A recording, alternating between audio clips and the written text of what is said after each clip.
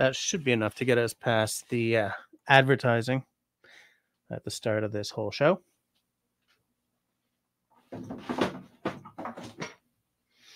So, drum down, cans on, wit on. How's everyone doing? Can everyone hear me? How is the sound? Let me just take a look here to make sure that I am audible.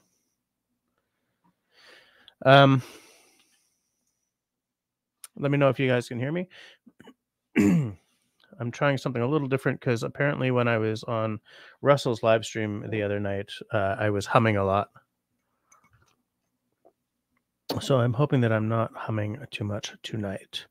We got a lot of people in this. Excuse me. We got a lot of people in the side chat, so I'm just going to take a few minutes to say hi to everyone before we do the housekeeping. First up, Tenenbaum. Looks like he was the first one on guard tonight. How's it going, mister? Nice to see you in the side chat. Salut Simon. Comment ça va, monsieur? Marcus. Hi. Man, Marcus and I just keep seeing each other in live streams these days. David Evans in the house. Nice to see you. Canadian, how's it going, Gary? Nice little axe emoji. I'll see you your emoji, and I'll raise you an axe. And another axe. And another axe. I have and another axe. I have a bunch of tools with me here tonight because I've been getting a few questions about tools and such since my last Friday video.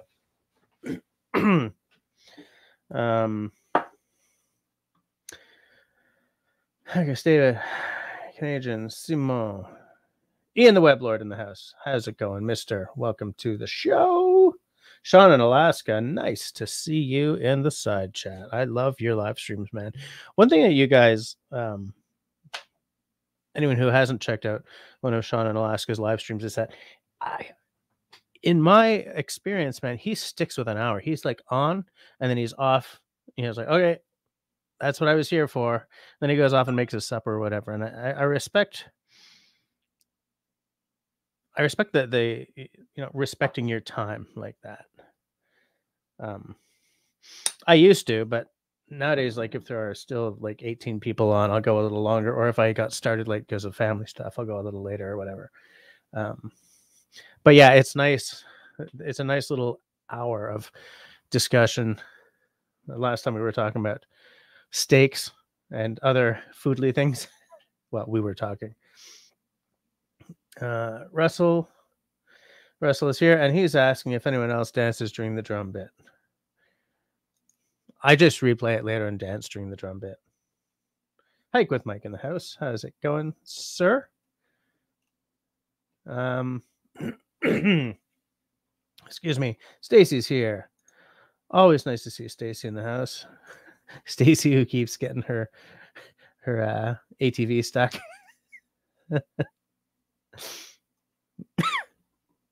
Canadian also put an I didn't bring a knife. Oh. Yes, I did. I always bring tools to the live streams just in case someone's going to ask a bunch of questions or wants to talk about knives or axes or something or carving. So like I don't always bring them up on stage or on screen, but I always have a few tools or whatever around. Tonight the Scotch is a 10-year-old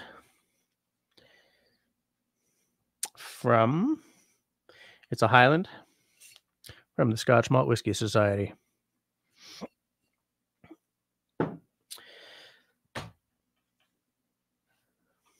Just making sure that, oh, wow, you guys are fast. I took a break and like you guys are still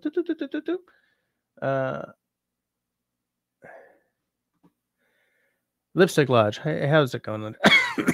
Stop it. Yes, okay. I saw that message from you in Discord, Russell, and I haven't gotten around to answering it yet because I have to do a little bit of research. And I haven't been I haven't been doing much these days. I got to tell you guys, man, the news these days has me down in the dumps. So I don't have the energy to do a whole lot. But we're Tuesday night, and that's going to help get my head seated a little more straight than it has been for the past week or so.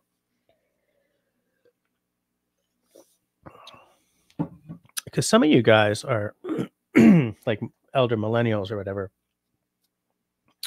Unlike me and those of us in Gen X, you didn't spend your younger years being taught that we were all going to die of a nuclear holocaust. So maybe the news this week isn't hitting you quite the same as it does for some of us older folk. But that's all I'm going to say about that.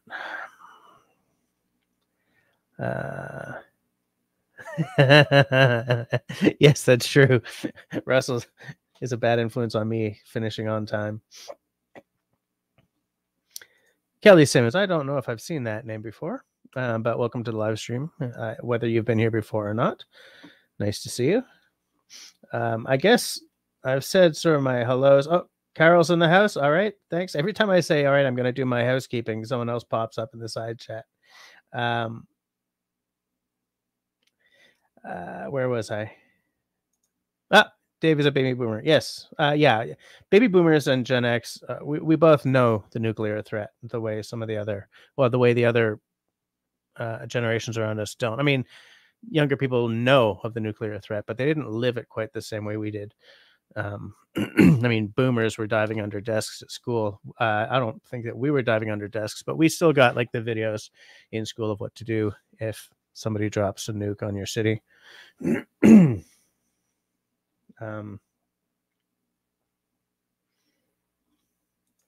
Yeah, this cough is still a relic from my my brush with the COVID. It's the plague. YouTube doesn't like us using that word. My date with the plague last month or the month before, whenever it was. Oh, it smells good. I also, as always, have tea because tea is a good drink. All right. Housekeeping. If you are watching us time shifted to tomorrow or next week or next month, thank you for your eyes. That means a lot to me. If at any point tonight you like what you're seeing, feel free to leave me a smiley thumb. If at any point tonight you don't like what you're seeing, you can also leave me a frowny thumb. Also, if you would like to support the channel in a more active way, I have transferred my Patreon to memberships. There is a join button below the screen. If you would like to help me take over the world, you feel free to tap that button. I have 2 tiers, and I'm not going to take up everyone's time here going too far into it, but if you click on the join button, you will see both of the tiers. Thank you for your attention.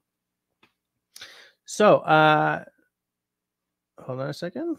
Canadian says, the days when we had air raid horns along the highways were just in case. Yep. There's still a horn in my neighborhood that gets tested twice a year. David, the topic tonight. I didn't have time to make one, but I have a bunch of tools here just in case people I'm going to start that sentence again. All right. Okay. And take 2. I have a bunch of tools here just in case anyone wants to discuss carving or tools in any way, purely because on the privates, I've been getting a lot of questions since I put up last Friday's carving video, which is surprising because that hasn't really happened before. And I think it shows me that recutting an obnoxiously long carving video into something at a much more manageable size was definitely the right thing to do. And I have another carving video coming out soon as a way of testing. You see, I don't know what to do yet. Okay. What's happened here is that I bought 2 new spoon carving knives from Lee Valley, specifically because it's a very affordable kit. I think this kit was like $80 odd Canadian. Okay. It's a a very round spoon knife, and then a shallow spoon knife. Which one am I getting in? Tabernacle Jess. And of course I have to hold them here so that they'll be in focus. So I want to test those because I know Russell's looking at getting some carving knives, and these seem almost too good for the price, but I have a set of Narex chisels in the workshop that are very good, especially because for the price, they're terrific. Narex is they're made in the Czech Republic. Are they calling the Czech Republic Czechia now? One of you is going to know that.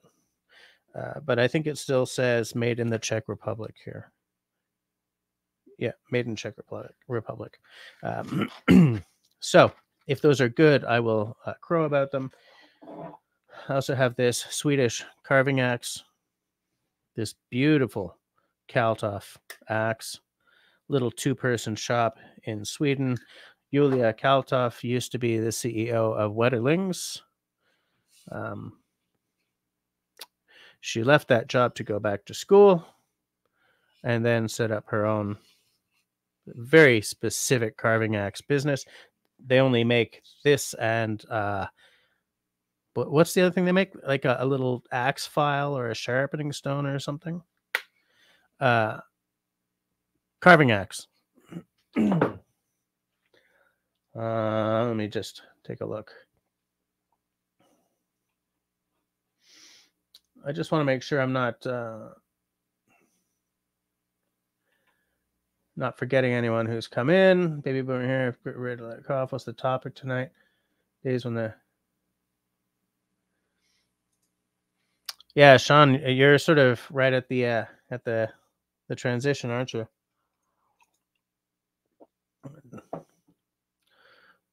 Drakenfell is the king of live stream. Starts when it starts, ends when it ends. Yeah, I know some people. I used to know a guy. He calls himself Ron Swanson. It's not his real name, because he's one of these guys who doesn't want to put his personal information up at all. His channel was Fox Company Prepping. It's changed now because he's gone really heavy into like, let's discuss the dark web and everything. But he used to just live stream while he did his leather work. So he would be live streaming for like 6 hours and just doing his work, and he'd look up and answer a question every now and again, and then just do his work. And I was always kind of impressed with someone who had the chutzpah to do that, because I would never dream of just popping the camera on and like carving a spoon and like maybe answering a question to Tons every now and again. I wouldn't, like, I don't know if I would be able to get away with such a thing. So I found that it was a really ballsy choice, you know? And yet I watched his live streams because I'm someone who's enchanted by process. You know, watching someone creating leatherwork or carving a spoon, or he's not with us right now, but Honeybee. That is the name that that Tyler's using for his channel, right? I watched a couple of live streams of him doing work on airsoft pew pews. You know, sort of describing how he was improving them. Like he'd just bought them, and he always improves them in ways that people who are very into airsoft do. And of course, I watched. I found it interesting. He would be like doing something and then hold it up to the camera and describe what was going on.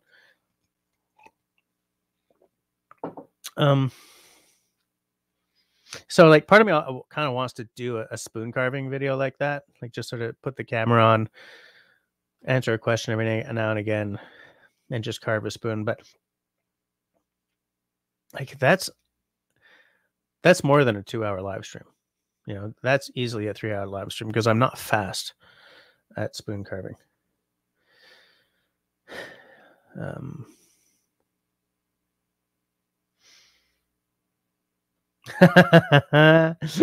Airhorns in Kazakhstan were powered by Chrysler engines. No wonder they aren't around anymore.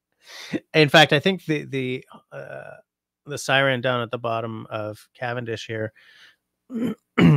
is no. What the hell street's it on? Bottom of Patricia. Simone, you know where the old Seal Test milk factory building thing was? The dairy plant? They have an area siren there that I think is now repurposed as a like a toxic spill siren or something, which makes me wonder what the hell's going on in that dairy factory. But anyway.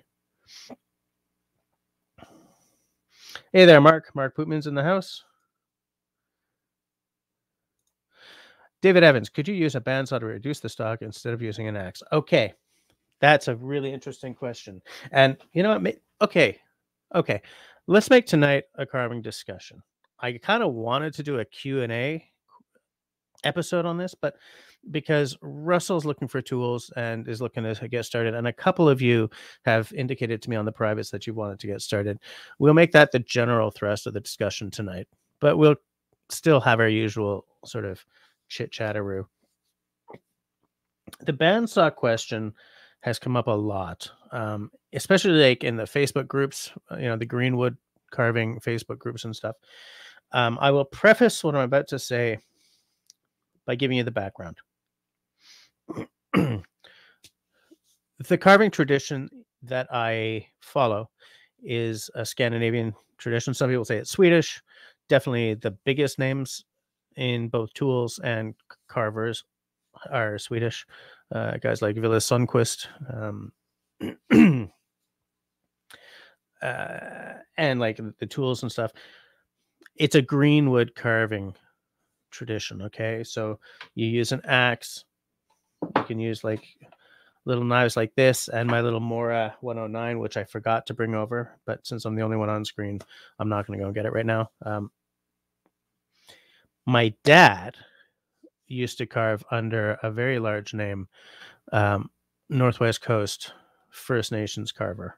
He was in a group that he ran, and so he learned the Haida Nichalnath Tlingit style. The Northwest Coast native carving style. Very different tools. I have some in the back. He gave me a few of his chisels and stuff. In fact, the ads that you guys saw me use in my spoon carving video, that's from him. That's one of his. It's a native style ads. Now, in the carving community, those of us who do this, there are philosophies, okay? And someone asked on the YouTubes in one of these groups about exactly this. Could you use a bandsaw to reduce your stock? And this poor guy was savaged, because that's not hand making and blah, blah, blah, blah, blah. And here's the thing. I don't use a bandsaw, but I kind of don't know for how long I can really make that claim, because I have a degenerative arthritis in both my wrists. So part of the reason it takes me so long to carve a spoon is because like I'm whap, and I'm like, okay, and so to me, I would use my bandsaw, or I may end up using my bandsaw to do the rough shaping at some point. I don't like the aesthetic of it. I don't like the noise of it. Excuse me, because to me, carving is about using hand tools and old skills. But at the end of the day, for the just getting your rough shape part of it, maybe that kind of doesn't matter, right? I mean, if you're getting a spoon done at the end of the day and you're spending most of your time working with the old tools and stuff, then maybe it excuse me. I try to mute right before I cough, but that one caught me by surprise. A couple of them have tonight. Like, maybe not being a snob about someone bandsawing the basic shape is the way to go. Because at the end of the day, we're making spoons. We're all working with wood. it's about the feel of the wood, the smell of the wood, the aesthetic, and having a spoon at the end of the day. Why didn't I bring a spoon over here to show you guys? Like, I almost always have a spoon on this desk, and I don't have one here right now. What's up, Jess? Oh, well. So, yes, I think you could use a bandsaw. And if that's what works for you, I say just do it.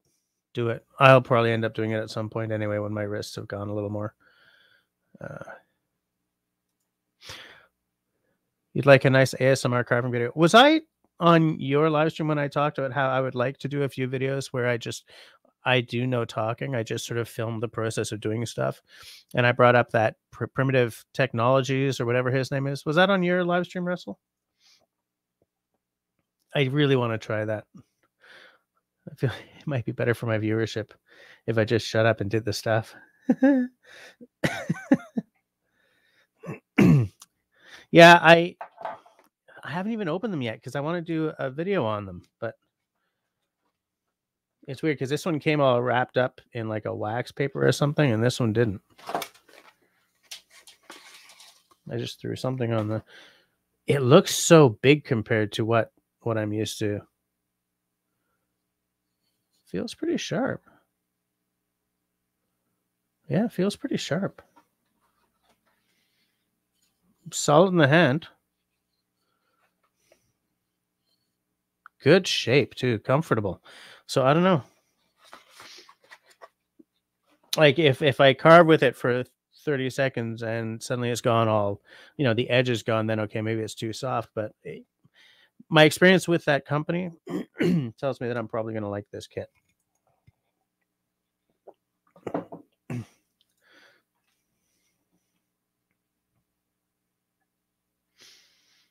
Sean in Alaska would also like to do some carving. And in Alaska, you've probably got a lot of that Northwest Coast stuff happening nearby you. I mean, you're pretty damn close. Maybe not the part of Alaska you're in, but a lot of some of Alaska is really close to Haida Gwaii, right? Marcus, not any Chrysler, a Hemi. That's their truck engines, right? Yes, Czechia is now an official option. Wow, I am late on. Sorry, guys. Let me see if I can catch up. Linda's tiny house is built. Insulated pine walls have to go up. Loft needs extending. Shelves to go up. Water shed to be built. They'll be staining it to match the shed. Wow, it's nice to know that you've got so much progress going on. Pine. I love pine. Apparently, Gary's youngest daughter is a wood carver. That's cool. That's good. Yeah, Jimmy DiResta, good stuff. Not bushcrafty, but if you're into tools and building and stuff like that, and a little bit of restoration, he's good. Linda, get an axe already, will ya?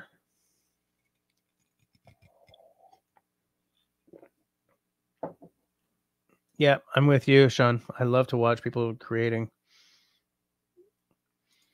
Christian Grounds, hey, welcome to the live stream. Hey, from Arizona. I've actually been to Arizona a few years ago. As most of you know, a few years ago, we went down to whatever that horrible city in the desert's called, Las Vegas, and we did sort of like an Arizona / Nevada trip. We were down there so my wife could run half of the Las Vegas Marathon. Because we were there in November, it wasn't too hot. My brother has a wife who is from Arizona, and she says that in the summer it's like living on the surface of the sun, and that would likely kill me twice just to make sure it's done right. But I was very impressed by the landscape down there, the arid sort of bloody alien for a guy growing up in Canada like me. But it's just beautiful. I'd like to see it again. I'd like to do both of those states again. I didn't see nearly enough. Just don't want to do Vegas again. Like ever.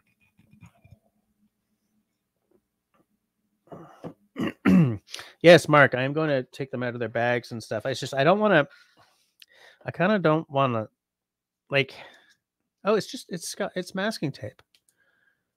Like, do I open these up now or do I wait until I shoot the review video? Right. I can't wait to get these things into action though. This too, by the way. How long ago? Tenenbaum, how long ago did you bring this axe to Canada for me? Was that 3 years ago now that I still haven't used it? I mean, I haven't been doing a lot of carving. That's the problem.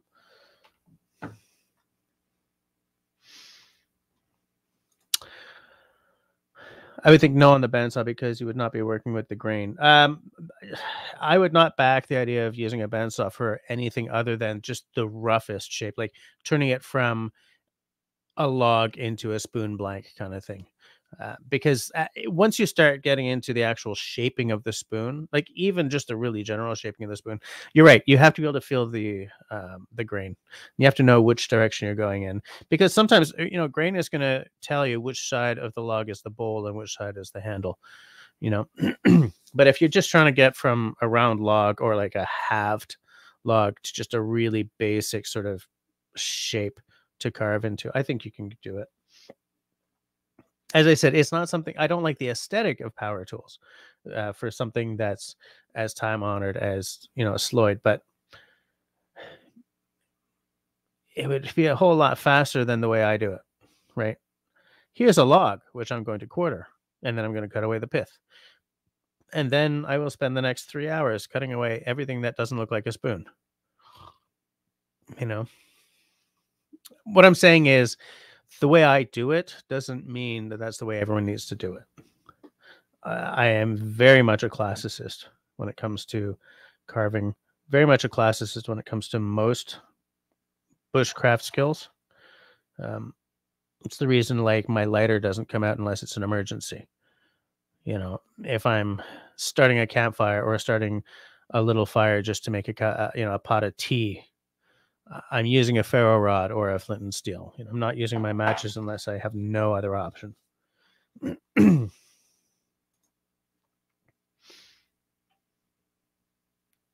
Yeah, and they still test that seal test, whatever it's called. It's not even seal test anymore, whatever it is. They still test that air horn twice a year. You can hear it up here. Even though it's like, what, 5 kilometers away? Nordion and Canada just rebuilt their plant to create isotopes. Yikes. Yeah. Can we use lasers to take away the non-spoon parts? You can use whatever you want. Now that they make consumer grade laser cutters, I guess you could. I like the smell of sawdust more than the smell of singed wood, though. Oh, could you imagine using like a water cutting machine? What are they called? Those water they use like for cutting metal plates. Excuse me.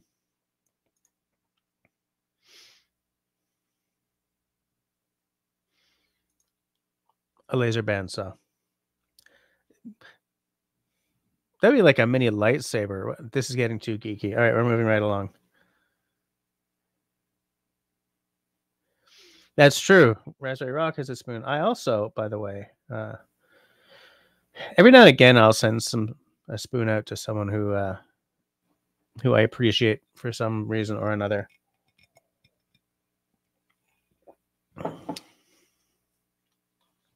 I like to redistribute them. I don't carve as much as I used to though, so I don't do it very often anymore.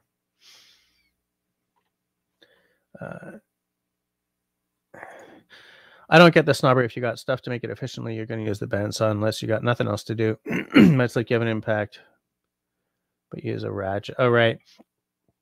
Yeah, I have a bandsaw in there, and I have another one that's not here right now. But I've never learned how to tighten it up right and get it working right, which is something that I keep planning to do, but life keeps getting in the way. Because what I would like to use a bandsaw for is cutting, these wedges that go in the tops of axes. so that when I'm restoring axes, I can cut my own. Because I would love. Well, it doesn't really show very well, but I love it when there's a. I didn't bring an axe that I restored, but I like it when there's a real nice contrast between the wedge and the haft. Like if it's a hickory haft, I would love to use like a walnut wedge or something like that. A nice dark wood. I bought once a packet of wedges that were from bog oak, Irish bog oak, 5,000-year-old Irish bog oak. Just beautiful. Fragile as heck, though. I blew so many of them all the way apart by hammering on them too hard. But, you know, the one that I got to work before I lost them all, just beautiful. So dark, hard as hell. But, and by the way, then you get into the philosophy. Is it better to use a hardwood wedge and a hardwood handle like a hickory handle? Or is it better to use a softwood wedge? I think it might be better to use a softwood wedge because it deforms easier than the handle, you know, and just in terms of melding the two together or whatever. But that's just philosophy. I wouldn't go to the mats for that. But like I love the contrast of this wedge. And in this one, I think it's just a hickory wedge as well, but the contrast is in the grain, right? Because this handle has perfectly straight vertical grain, and the wedge, there it is. The wedge does not. It's just beautiful. This is not a hickory handle. This is an ash handle. I would love to one day get Yulia Kalatov on for an interview. But aside from the fact that she doesn't even know who the hell I am, there's the time zone issue.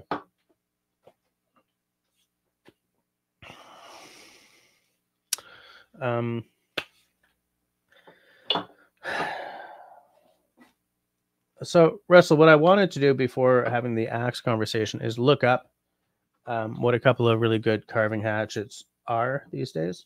Because like this guy here, this is expensive as hell. All right. This, my Swedish carving axe or large carving axe, whatever you want to call it. I think Gransfors calls it the large either Lee Valley calls it the large carving axe and Gransfors calls it the Swedish, or it's the other way around. When I got this, it was under $200, and now it's embarrassingly expensive. It's like $260 or something Canadian. And you don't speak of the devil. Hi. Oh, did I just kick you off? There you go. Roussel. Turn your mic on so I can roundly criticize. Sorry, I'm being a brat. Fuck. Hold on. That guy hadn't noticed. Everybody just wait until Russell's ready. So like you don't need this as your large carving axe, right? All you really need, and some people don't even, is something that with a one-sided bevel. Are you right-handed or left-handed? I'm right-handed. Okay, so this is the right-handed bevel, okay, which means it's flat on the left side and curved on the right side. It works the same as a hewing axe, right? Okay. It's flat on the side that bites in. But you know what? Even at that, a lot of people carve without a specialized axe at all, right? I mean, I just need something that's sharp, you know. Yeah, I've got two hatchets around here, and they're both, I don't know, like $5, you know, Canadian Tire special. They're garbage. Well, thing is, dedicated carving axes are expensive, and maybe not. Maybe they don't have to be. Like this is the Council Tool Camp Carver. A lot of people are very excited about it because it's made in America rather than Sweden. And this is a good example of what makes a good carving axe, but none of this stuff is a requirement, right? It's good because it's bearded, so you can not bleeding. You can get, you can choke right up for a lot of control if you're like just sort of, slicing or whatever, or you can get further back for more power and everything. This one the campsite is, that's a hardened pole, so you can use it for pounding tent pegs or whatever without fear. But at the end of the day, you know, like, it needs to be sharp. It needs to be sharp, sharp, sharp. That's what it needs. It needs to be sharp, and it needs to be something small. Yep. You know, Gransfors makes an axe of this size that costs way too much, but it's just beautiful. This one's a Wetterlings, which they no longer make, which is too bad. And then, you know, spoon knives, and then... Hold on, I think I'm about to drop everything. Spoon knives, and then just a real simple carving knife. My simple carving knife is the Moron 109, which I guess if I had planned this better, I would have either brought it out of the workshop, or at least found a link for you guys at Lee Valley or at Amazon or whatever. I do have that. I've shown it to you before. That Hultafors axe, which is a really good axe. Yeah, but it's a medium length handle. It's I don't think medium length handle is good if you're chopping the log into quarters or halves. But once you get down into the real carving, excuse me. The problem with getting down into the carving with a longer handled axe is it's too easy to get the end of the haft hung up on your clothes or whatever, and that reduces your control, and that really pumps up the danger because you're in close quarters with the wood that you're carving, you know. So anything that gets caught or makes the axe move in an unexpected way could get really dangerous, especially because, you know, like, you're whapping on wood, and even like you're not, you know, if you're holding your wood here and you're not going to come up past about halfway. Some people go like 2/3 or 3/4, but man, you don't want to get any higher than that because your hand is holding the log, right? So you flip the log around and then you chop the rest of it. I gotta go get it now. Okay, I'll sit here and drink tea in silence until you're back. No, carry on.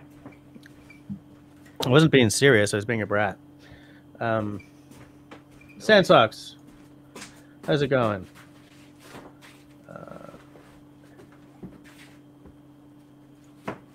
Yes, focus on the visual. Yeah, I'm definitely going to start. I'm going to try to make a couple of non-talking videos. I'm going to try to catch up with the side chat here because...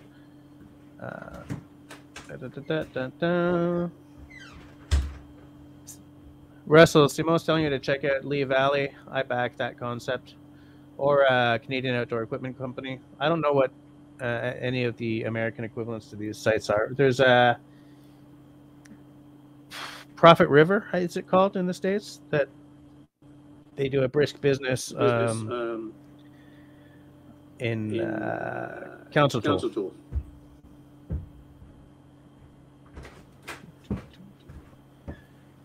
Just taking a look.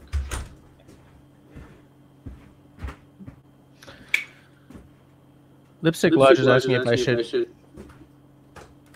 Why am I getting an echo? Is that coming from Russell? Hold on a second there.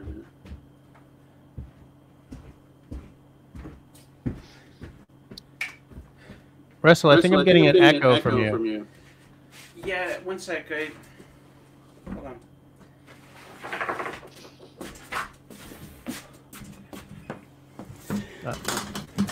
Russell came back equipped. Sorry, my earbud went out of range.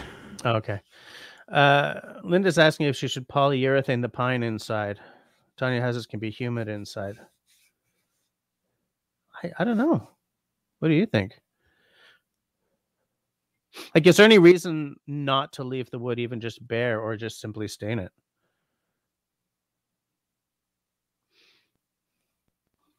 So I don't know. Like, even Russell's place, it looks like it's just bare wood. Sorry, what are we talking about? Oh, yeah, a lot of people will do like a clear coat on their pine. I just left mine natural. It will expand and shrink and stuff, but not a lot. And you know what? I don't like the shiny look of when you polyurethane or whatever you do to it. Because I've Right. seen cabins with where they've done, it's all really glossy looking. Yeah. Yeah. Yeah, I get it. But sorry, just to finish that, the natural wood will age and it will color or it will darken over time. Yeah. That's, I guess, the one thing. But I mean, do you get kind of a nice piney smell? After a while, no, it goes away. It goes away. Yeah, I get some rust on my my axe. Oh. But yeah, that's a good size for breaking the rounds, the logs up into smaller, like into that's spoon like- sized. Hold on, I gotta. Yeah, that could get. That could be unwieldy after a while. Yeah. Yeah, so that's a good one for just chopping your basic blank out. But then you got to transition to something with a shorter haft on it. Cliff is here. Just got him from tending to the greenhouse. Nice.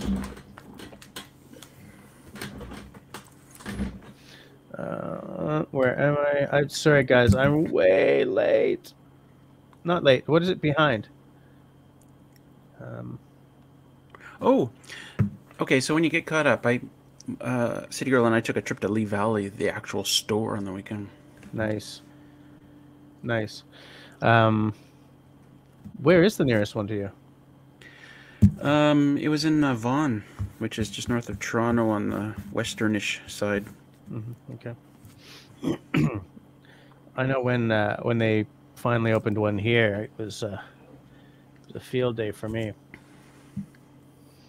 Absolute I was field impressed, but yeah, we can talk about it later. day. David Evans says, my hand-eye coordination scares me. Less chopping with an axe, the better. But wouldn't that be an issue even with a bandsaw? It's not quite so bad. When swinging an axe isn't quite the same as moving a piece of wood, across the table. That's true. Hey, look who's here. Cozy Corner Cabin. How's it going? Everyone here is terrific. Crap all over myself from doing that tiny little bit of Oh, crap. chopping. Simone says a poplar wedge and a hickory handle. So, yeah, soft and hard wood. Soft and hard wood. There's no way to make that not sound awkward, is there? Anyways, moving right along. It gets better. When I reinstalled axe handles in the past, I leave enough space to seal the wedge with hot glue. I don't glue my wedges. I oil them. I use oil, boiled linseed oil, because what happens is the wedge expands. Like the wood, anything that gets the oil on it will expand. But because it's not water, it won't evaporate, and the cells of the wood will not re-shrink. And I have found that keeps them nice and solid. And as a bonus, if the haft does sort of start to loosen up a little bit over time, as they always do, no matter how good a hafting job you've done, you can just sort of drill out the wedge without wasting the handle. You can re-wedge it, get it back on there, and you can reuse the handle. Whereas with a glued-in wedge, that's a whole lot harder to do. Maybe not impossible, but a whole lot harder to do. That's my little 2 cents worth right there.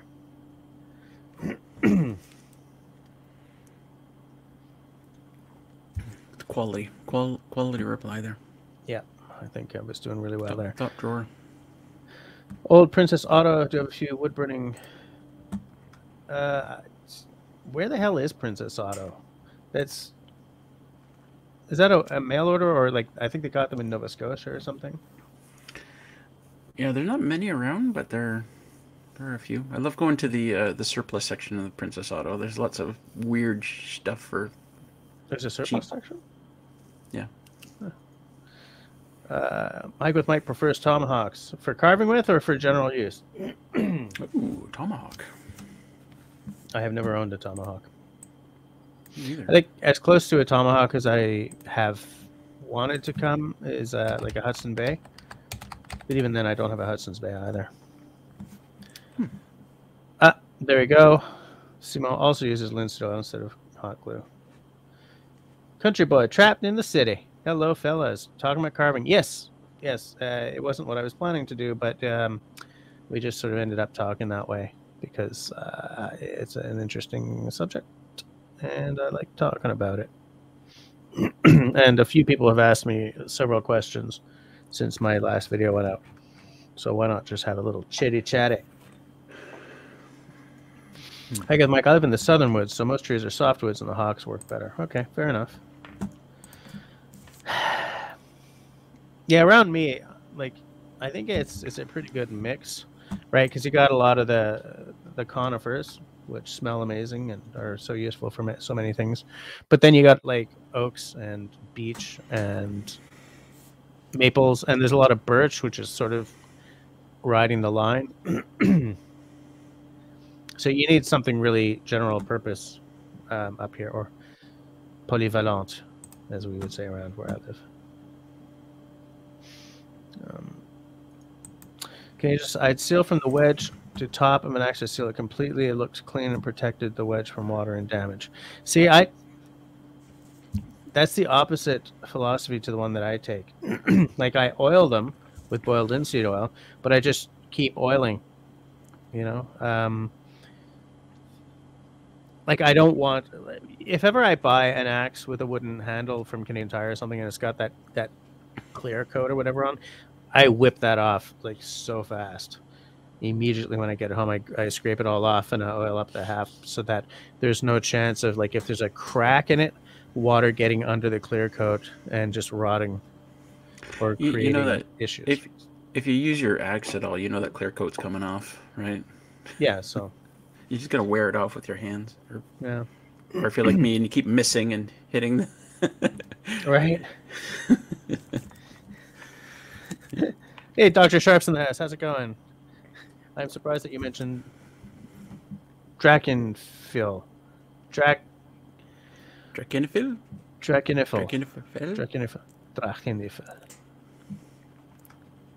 Yeah. A YouTube channel, maybe? Yeah. If it got banged or chipped away glue, I'd just refill it. Country boy. Lee Valley, my favorite candy store. Mine too. I mean, in certain contexts. In other contexts, like I think I would swoon at the Canadian Outdoor Equipment Company before I would, like, literally swoon at Lee Valley. But because I have several interests that all, like, the Venn diagram of my interests has Lee Valley at the center of it. I can walk into Lee Valley and, like, want to walk out with something anytime, every time. Sadsock says, get some skateboard tape and wrap the handle up for control and safety. I would still be afraid of water getting trapped under the tape and wreaking havoc with my wood. You know? I need a good handle on my wood. I can't tape it up. No. It just feels better. Fair enough. Are you drinking that, or you're just I will. Flirting. I will eventually. Hey, baby. The nosing is half the fun. Totally into you. Do you wink at it every now and then? Tea's finished. How you doing? How you doing?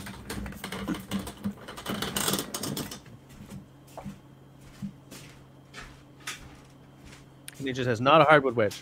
I got an axe I did 15 years ago that way and 0 issues. So I guess he used a softwood wedge. Cozy Corner is asking where he can get the axe from. Okay, Cozy Corner. I will hold them all up and tell you what they are, and then you tell me which one you were asking about.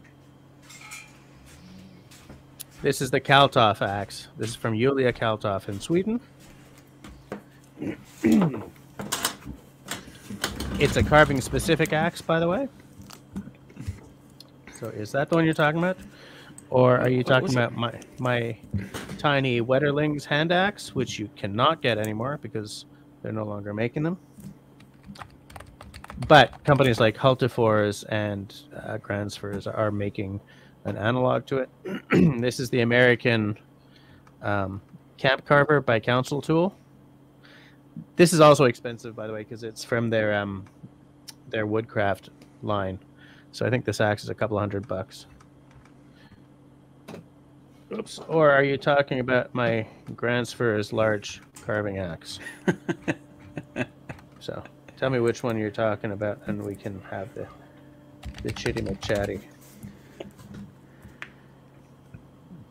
No, we're not talking about the Fiskars. No. I use my Fiskars for grubbing. Is that equivalent to digging holes? Grubbing, yeah. It's when you're chopping at roots and stuff. Because you don't want to have one of your expensive axes down near the dirt, because even soil is essentially soft gravel. So you don't want the edge of anything that you like to keep real sharp anywhere near the ground. I have a crappy Canadian Tire axe that every time I use it, it just buries itself in wood. So that's what I use for digging or chopping roots. I hate the thing. It's like, I hate you. Here's where I'm going to use you now. Yep. That's where I use my Fiskars. I think my Fiskars is branded as the knife company with the same name as a baby food company. Not Garberg. My LMF 2 is from that company. What the heck is the company name?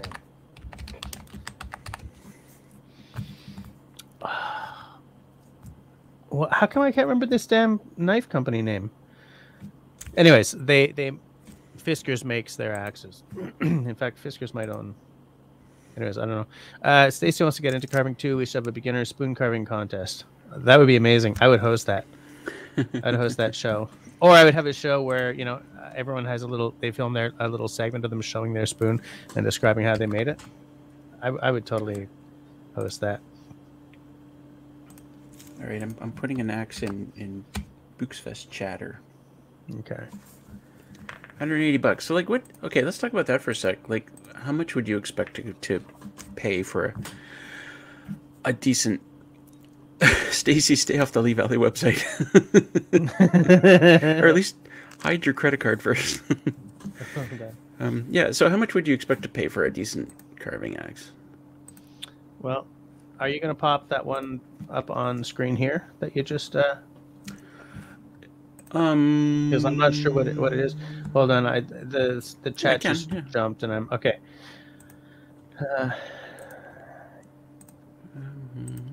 I'm just sort of taking a look here. I'm trying to catch up because... Yeah, okay. So that is...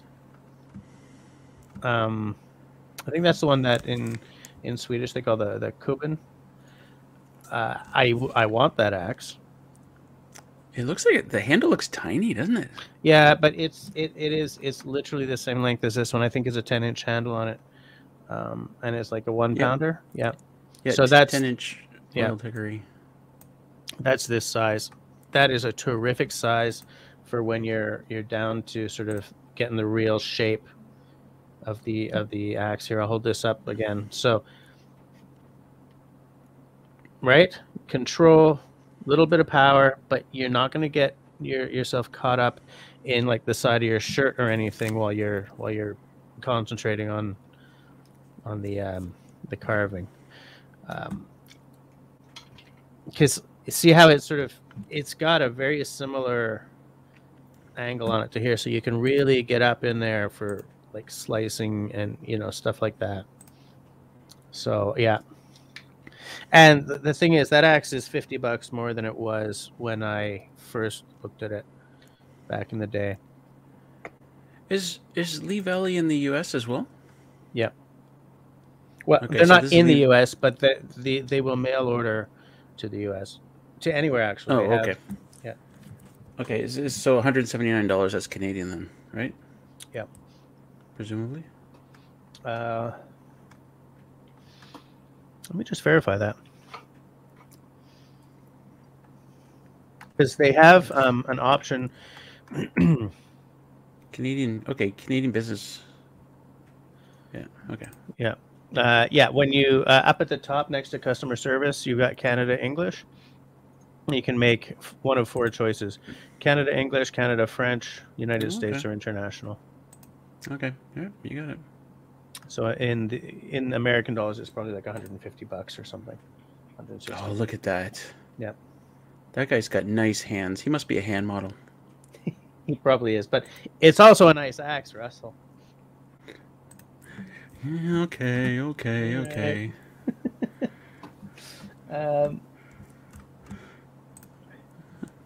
I'm so far behind. Apparently, they got Princess Auto in BC as well. Country Boy Trapped in the City says.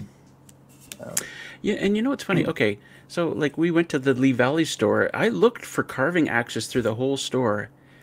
Very confusing store. Have you been to an actual Lee Valley store? Yeah, but okay. The one in Quebec, it's in Laval. But as Simon says, they were planning to open one on the South Shore, and I guess until the probably due to the plague. It ain't big. It ain't big. There's like a gardening section. There's a workbench section. Planes.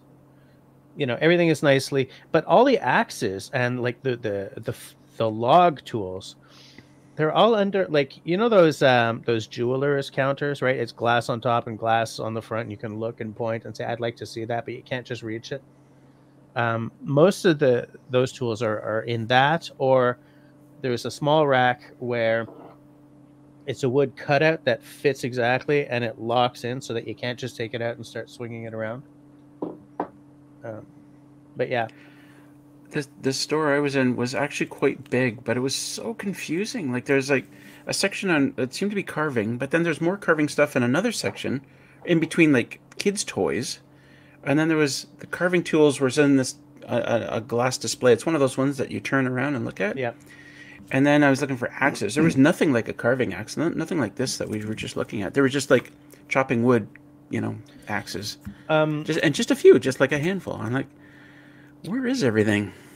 Well, everything's in the back store, right? Because you can still select from their catalog or whatever, and they'll bring it out to you. But the that thing would about require talking to somebody. yeah, but the thing about those Gränsfors axes is that it depends on whether or not they have any in stock, right? Because Gränsfors are constantly out of stock. I mean, the entire reason why they bought Wetterlings, no, they were both owned by the same company for a long time, but the reason why they killed the Wetterlings brand is because they needed a second production house for Gränsfors axes, because they just couldn't keep up with demand. Yeah, this one I didn't see it before, but it says out of stock. Expected. Yeah. When? It was May 23rd. Yeah. May 23rd. Well, since my birthday is May 21st, maybe I'll treat myself on the 23rd. Hey, Long's Quest in the house. How's it going? Skip. Skip is doing the round robin of hellos all in one post. Yes, thank you, Cliff and Simon and Jerry. Yes, it's Gerber. That's what I was looking for. Mine is Gerber branded. Stacy, stay away. Stay away. Linda, yes, it's Gerber. Oh, amazing. Narrative spoon making. That'd be amazing. Cliff says, I used to have a small set of carving tools and still some jack wagon stole all the guard from my truck in early 2021. I remember that. And I have got to work the term jack wagon into conversation as soon as humanly possible. Canadian enjoyed it as well.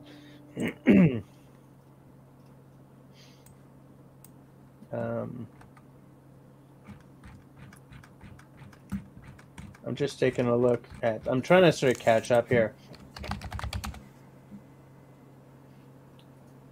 Alain, how's it going? It's all right. That's fine. We're talking about knives and axes and carving.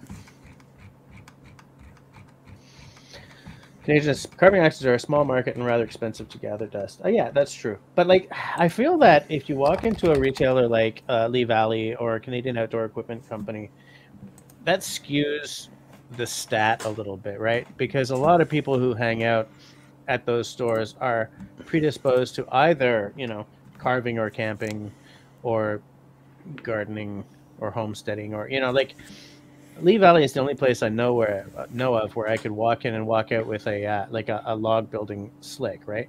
Those ginormous chisels. I don't know where else I would be able to get one of those, and I really want one, but they're expensive, I totally have in a reuse. Just accept it. Accept that you will buy stuff that you're just happy to own. Mm-hmm. Like a slick. Did I show you the saw that I bought? Did I get it from Lee Valley? The big saw. Yeah. I really want one of those too. Oh, it's so sexy. Do you want me to get it? It's so sexy. Of course. While you're doing that, I'll try to catch up in the side chat. Cozy Corner Cabin, that small carving axe is really nice. Perfect for what I need. Yeah. But it's as I said, if you don't want to spend quite grands for his money, Holtzhöfers or Holtzbrucks or whatever it's called in Canada, they make one. Husqvarna, I think, has one. Like all the Swedish companies make that pattern of axe as well. My Little Wetterling, same deal. There's something about that 10-inch handle that all the Swedes make one.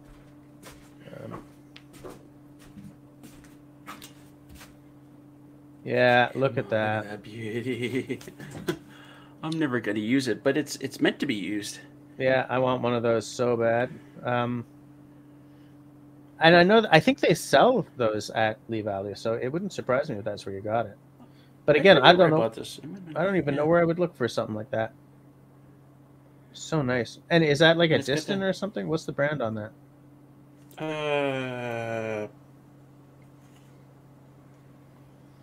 Why is there no brand on this? Yeah, that's weird. Oh, here it is. It's hard to see. It's Garlic and Son. Garlic and Son. Lynx brand, Sheffield, England. Pretty cool. Yeah. Right now, it's just a wall ornament. What you need is a tree that you got to bring down. I don't want to use it though. Right.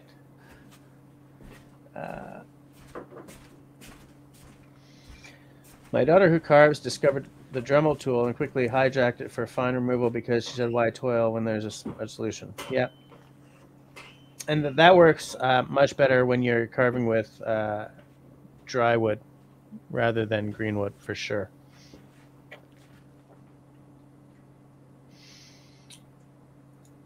Carol says, "Has everyone put the thumbs up?" And that's an interesting question. Has everyone slapped that thumbs up for me? We got 21 watching and 16 thumbs ups.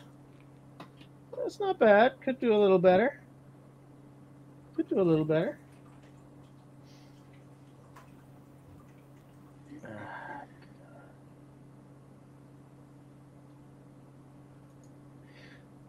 David is saying that I should go get the carving knife while you're entertaining everyone, Russell. I think Russell's gone to see Man about a hearse. Yeah, that's a nice saw that Russell's got.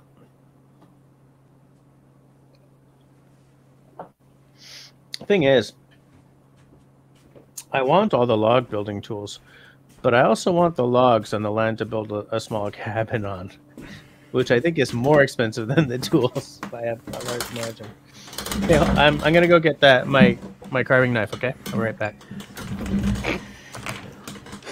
I saw carving knives at Lee Valley Tools in the display. There was all kinds of them, and they did have this. I think both of those spoon carving ones that Jess was showing earlier. I didn't see the pack. Like on the Lee Valley website, there was a pack of 2, and I think that's what Jess got. Pack of 2, it was under $100, but they were both in the display case both just slightly under $50, so it's the same thing, really. Oh, there we go. Thanks, David. But they have a weird system for purchasing stuff, or even talking to an employee there. You had to take a number, and every once in a while, this automated voice would call out a number, and if it was your number, then you got to speak with somebody. But I don't like talking to people. I'm an introvert. I don't want to talk to anybody when I'm shopping. Okay, shh. So anyway, that's why we didn't buy anything. You didn't buy anything at Lee Valley? Yeah. What's that? I was just saying because I'd actually have to talk to somebody.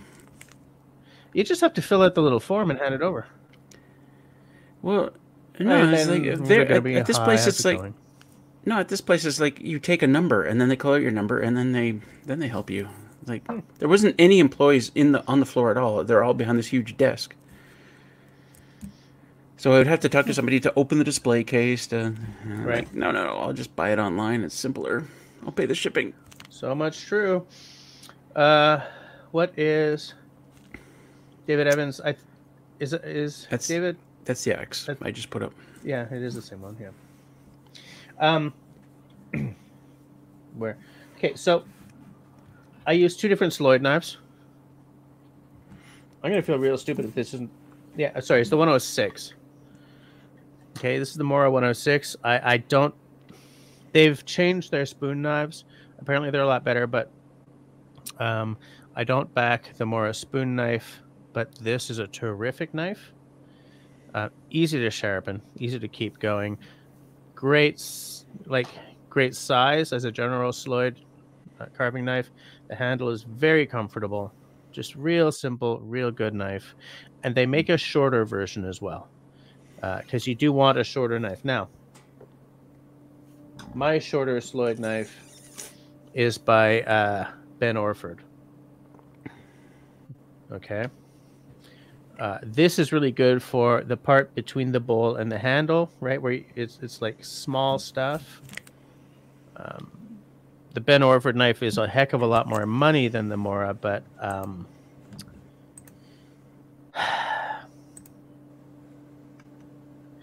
this knife went through the wash.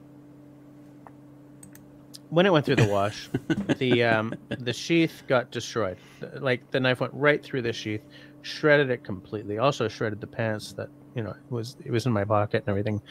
After the wash, I oiled it up good. I took care of and I resharpened this, and I said I need to buy one of these because my knife went through the wash.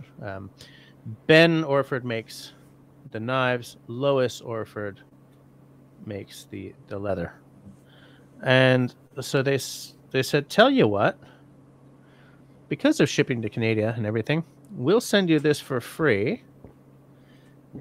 And instead of giving us money for this, make a donation to the charity of your choice for like £30 or £20. Wow. And so, God damn it, when this goes missing or something, I'm going to replace it with something by them. Oh, also, that's classy, right? That's very classy. Yeah. Another thing about Ben Orford is, if any of you guys are looking into, if any of you guys are looking for a good video on sharpening your axe, Ben Orford made the one that taught me back in the day how to sharpen an axe. Very simple, with a stone and a Sharpie, so to speak. And it's a foolproof method. Excuse me. And the way he explains stuff is very simple, very approachable. I'm gonna cough again.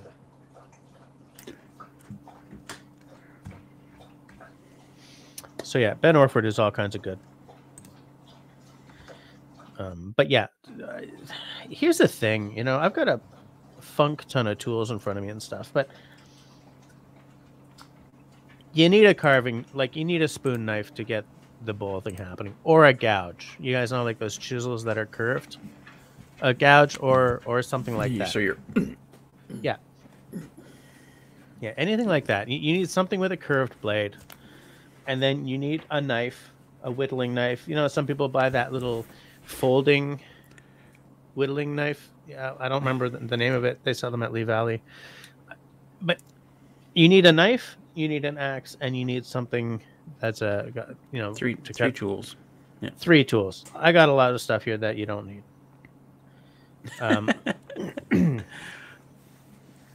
Just because you do tend to accumulate stuff over time. But you can carve with one of these, right? You know what I'm saying? As long as you keep your knife good and sharp, yeah, and you can carve with that one too. Sure. Absolutely. You know, the benefit of a dedicated carving knife is about getting into. It's about ease rather than ability. You know, because the beauty of this this thin blade is that it's good for, you know, like this kind of movement where you've got curves and stuff to get around, whereas like that number 4 or my number 1, these are more bushcraft survival knives, but you can still use them. You know, you just adapt your technique a bit more. Like if I was to try and do the same thing with this knife, right? Because that blade is nowhere near as like handy at getting into small sort of curves, I would probably just hold it like that, right? Hold it like that. Maybe, you know, maybe use my thumb. Way up. Choke way the hell up. Say this is what I'm carving, and just sort of like hold it like that. That's probably what I would do. And Russell knew exactly where I was going, so you know, I think that, you know, he's probably thought about the same kind of thing. So like if you have some tools already, you've probably got the beginnings of a carving kit already, even though it's not all dedicated carving stuff. It's really got to be sharp stuff, though. Sharp, because it's dangerous. You almost have to do like a sharpening video. Here's the carving video. Here's the sharpening video. Yeah, because that's important, and it's not easy to do well. Yeah, it's funny because hold on a second here. Hold on, wait. Okay. What kind of wood is better to carve with? There's all kinds of really good wood out there. I would say that for the Swedish style of carving, my favorite wood to carve is going to be birch, because it's hard enough to be rugged and you can use a spoon for decades, but it's workable.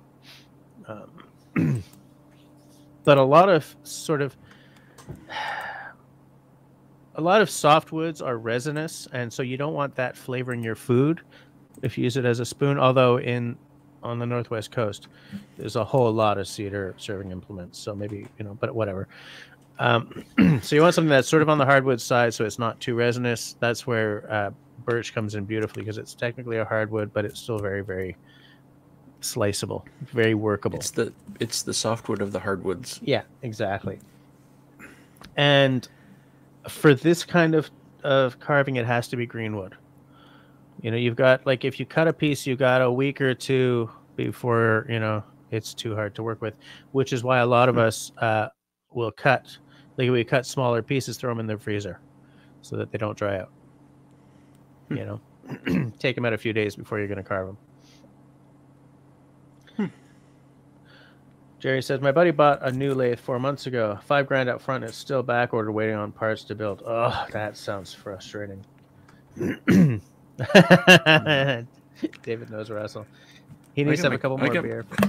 I got my credit card right here. I would have, if this thing had been like in stock, I would have bought it. This. Well, do they have it in stock at the Canadian Outdoor Equipment Company? Because, you know, Canadian Outdoor Equipment Company, over, I think it's $50 or $55 is free shipping, right?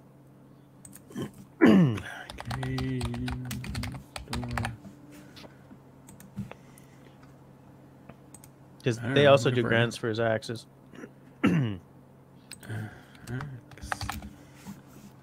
They might call it the hand hatchet.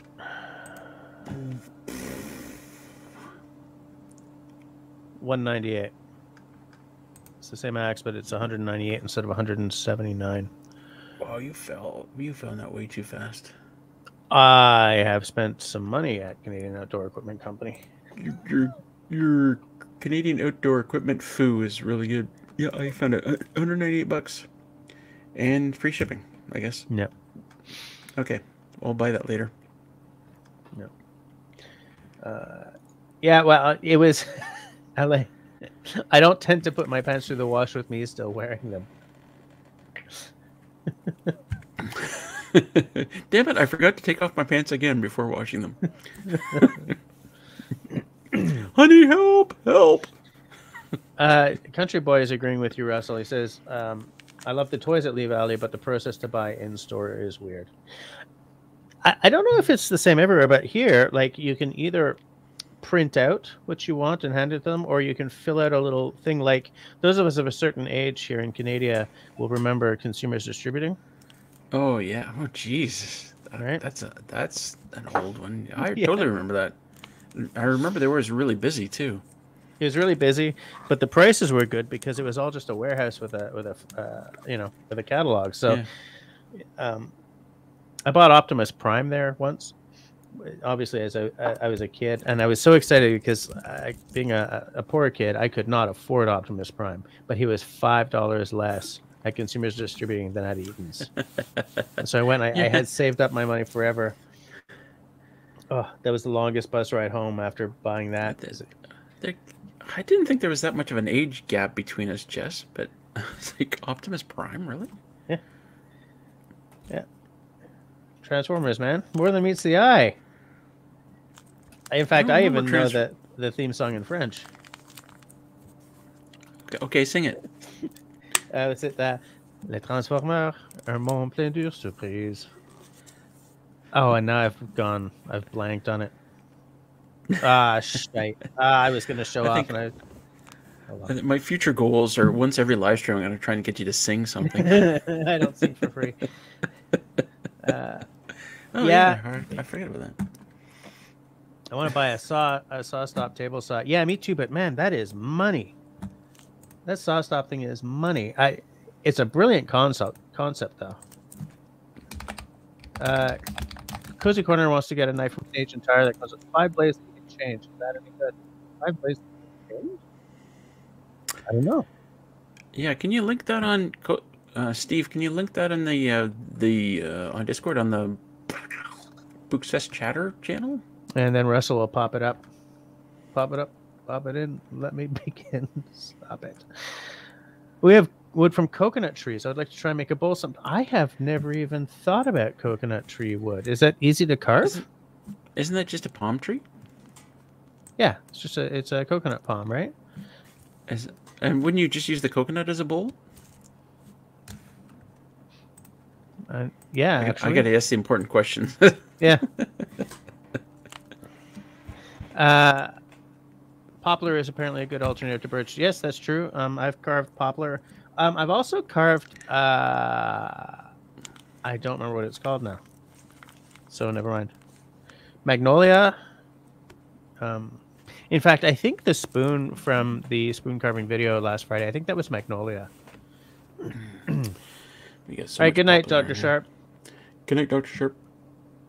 What's Canadian showing here? What are these? Oh, that's money flying away. Yeah, I know. Look, these tools are not cheap at all. Looking at a hunting knife that comes with 5 exchangeable blades. Oh, a hunting knife. I thought. Are you talking about that one with like the real sharp little, like a lot of guys use them for skinning?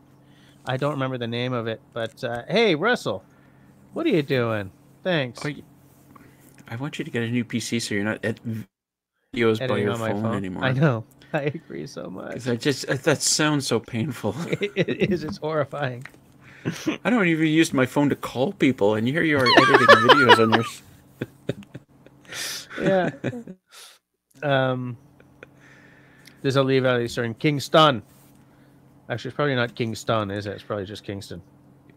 I did not know that. Do you want to go there sometime, David? We'll go there together. We'll buy some shit. Mm-hmm. They do use coconuts as bowls, but they're very thin. Yeah, that is true. I poured myself a second scotch here, Russell. The hell? Oh, you bad boy! You See, bad boy! I did that like a lamb. You bad boy! You're so bad.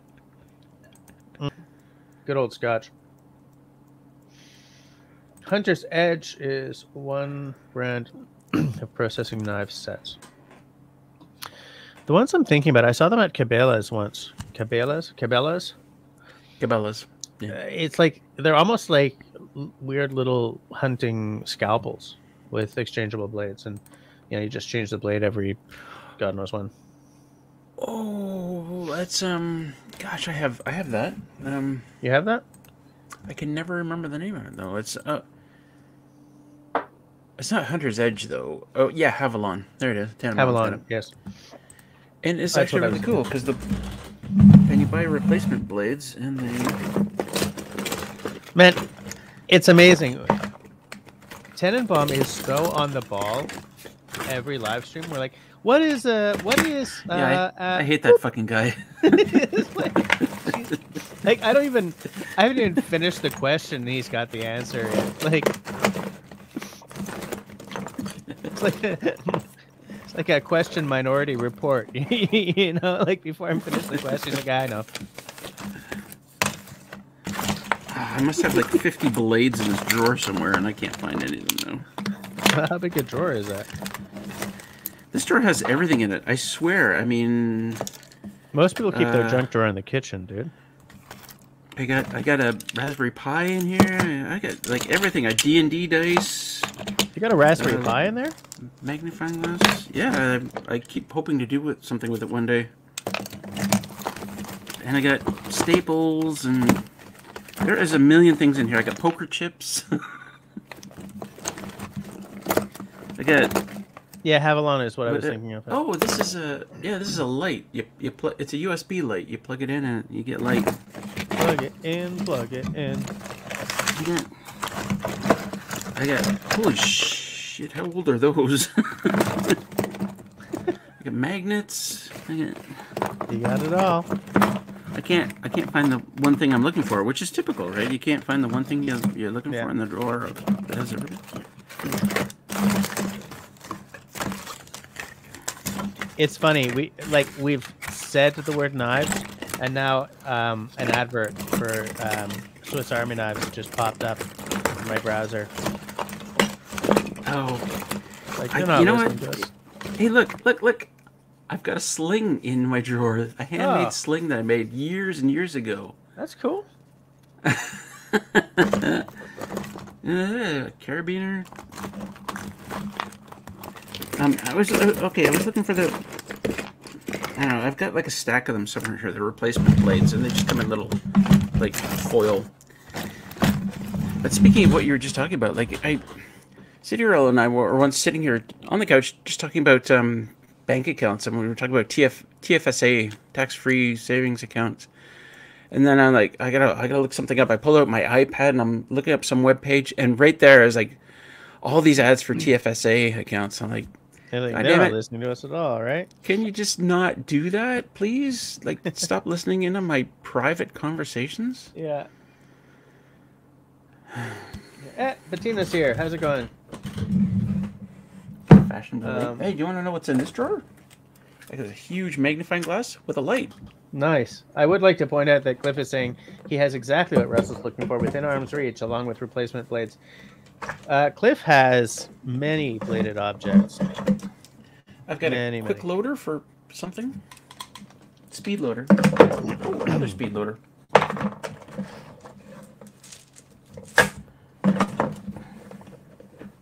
No, I don't know. I got World Series of Poker tournament cards. Okay, so I'm not gonna. I could go on like for the next 3 hours about all the crap I got in these drawers. Just looking for something here, because I'm pretty sure I have a pack of cards in my drawer as well. Because you need a pack of cards, right? I'm not gonna waste our time digging after them. Ah, there they are. Pack of cards. This table is full of bladed objects, alcohol, and cards. You're reaching for something on your desk, and it's like, holy crap! There's my Groman sitting there, not in a sheath, and you're like, yeah. I could have just ran my hand along that blade as I was reaching for a thing. Yeah, no, I've got everything's in its sheaths. I've even got like a tin whistle here. Well, I guess that's more of a brass whistle. Oh, you know what I got?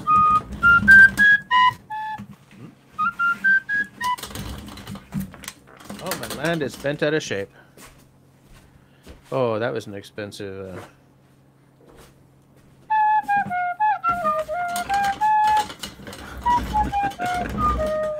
What is that? I don't remember where I got this from, but I was probably walking downtown Toronto in the Chinatown. I'm gonna guess. And it was $4.99. Like $5 or like $500? $5. There's, but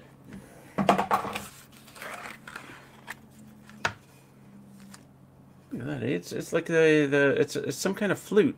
Oh wow, that's cool. Yeah, I've never played the flute before. I don't know if I could play it now. How do the finger things work?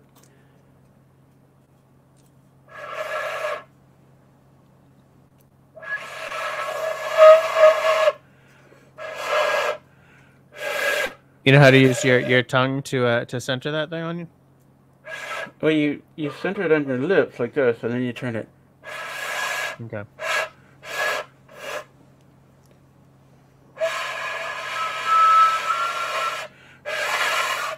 Yeah, Tannenbaum's got it.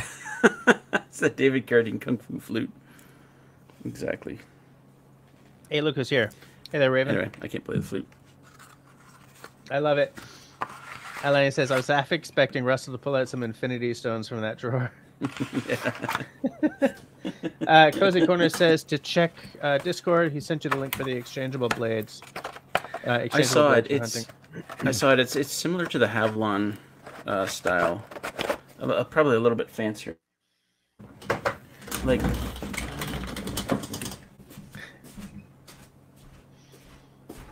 I love that comment from Tenenbaum. Right, somewhere. Actually, I think I got rid of it. What are you? The Tools episode. Here's my Havalon, and it is a folder. It folds back into itself. But the blade is you just I don't know if I want to do it now because it's a bit tricky. You just give it a yank, or oh, okay. You push it back, and then it just kind of comes right off. And they're razor sharp, like a windshield wiper. Yeah, I guess something like that. They're a bit tricky, especially if they want to be finicky. But anyway, I don't want to take it off now because But great for butchering a deer. Actually, not butchering, but like taking the meat off the. What do they call it? Skinning a deer. Gutting. Sure, skinning a deer. Yeah, you could pretty much use it for all of that.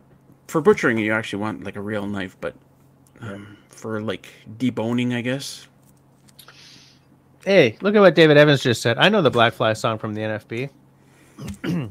Wasn't I the one talking about the Black Fly song on your? I was trying to get you to sing it. Right. Is it Black Fly, the little black fly? Always a black fly everywhere I go. Something rather to North Ontario, to North Ontario. What the hell's the missing lyric? I'm not doing well with the lyrics tonight, guys. We appreciate your efforts, though. And that version, the version they used for the NFB song, had the McGarrigle sisters doing backup vocals. I'll be right back. I scared Russell off with my knowledge about the musics, about the McGarrigles. Who the heck sang the who was the main singer on that version? I don't bloody remember. I just do not know. I'm just taking a look at the side chattage here, guys. One thing also that you guys who are thinking of getting into carving, a paddle strop is a good option. Flip Flat, how's it going? Welcome to the side chat of the live stream, Ash. We're talking about all kinds of stuff. We were talking about carving tools and spoon carving. Then we talked a little bit about music, and it's kind of a freewheeling affair here tonight. Excuse me. I hope you do enjoy the conversation. If you have any questions, just drop them into the side chat, and I will try to get some answers happening. Canadian says it's from sniffing scotch. Lols. I don't know what you're talking about.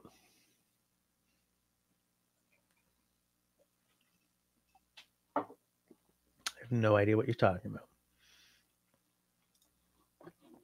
about. So good. So good. I'm going to take another sip of that.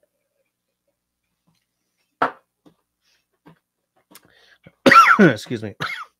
Go away, COVID cough. What is Russell bringing over? And walking away.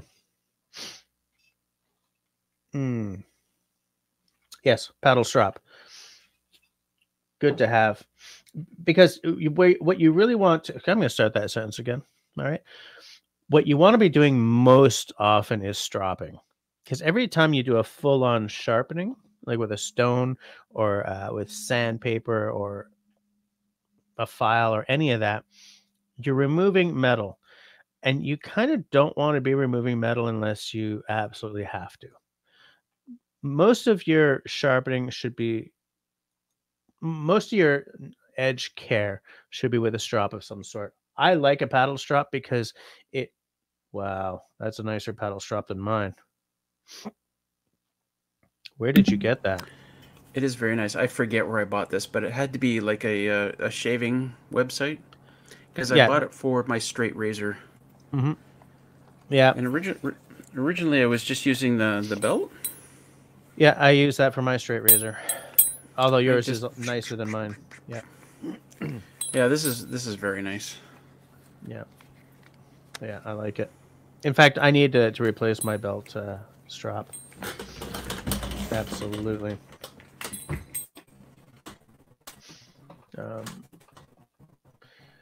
Cliff says, I don't have a paddle strap. I do somewhere have a leather belt strap with a belt latch or a connection point. Yeah, which is great as well. I feel that for things like axes and stuff, the paddle strap is the better option, just because it's got some strength to it. I think I froze up for a minute there. It's okay. I was yip-yapping away, so I didn't even notice. Could you do a video on sharpening knives and axes sometime? Excuse me. I've done a video on sharpening kitchen knives. Have I done something on sharpening axes? But yeah, I think I'm due for a new video on both of those. Because the method I use for axes is not the same as the method I used to use. But yeah, I should probably add a new sharpening video or two into the mix. Flip flat. Question: I have a bunch of snake wood I would like to carve, but it dulls my Mora knives and pretty quickly. What kind of blade steel do people use on extremely hard woods? There's the thing. Flip or flat or flip flat. I don't know. Can I call you flat? I don't know why I just went down that route. With really hard woods,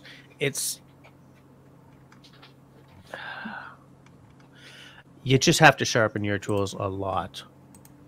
Because if you use a steel that's too hard, it'll be brittle.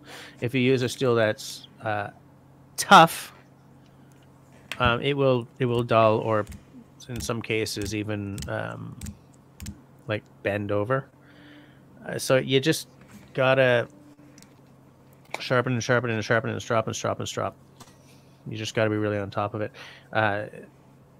Like hickory can be really tough on your tools and your hands. I guess snakewood as well. Man, Osage orange, anyone who works with that, hats off, because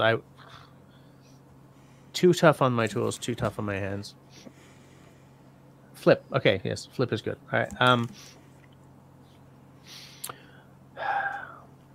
But also, I mean, is the snakewood, is it green or is it dry? Because dry wood calls for a whole different set of tools than green wood does. Like when my dad was carving it's amazing how much of what they did was with things like a chainsaw or like a power tool just to sort of get your rough shape. Because when you're working with hardwood, that's really tough.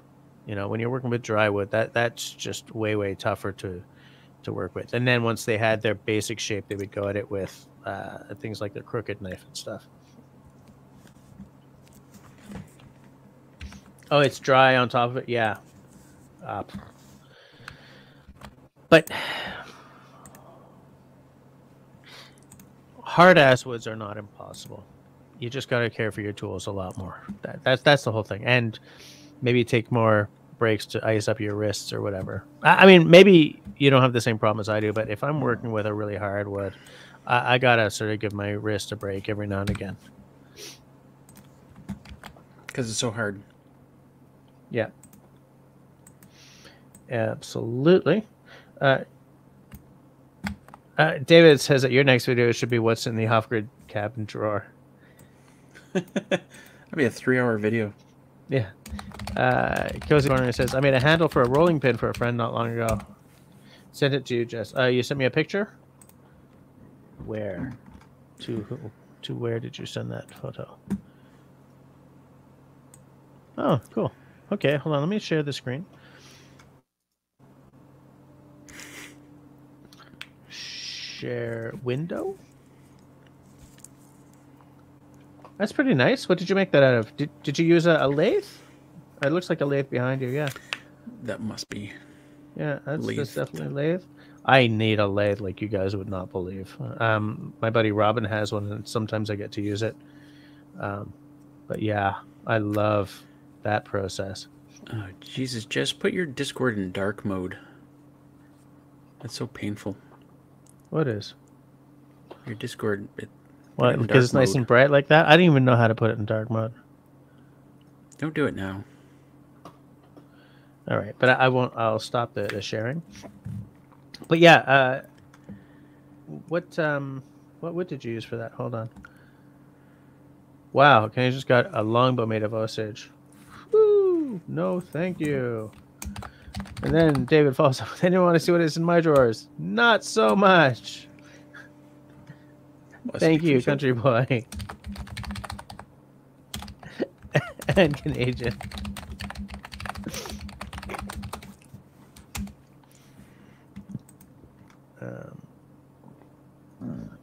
What happened to carving?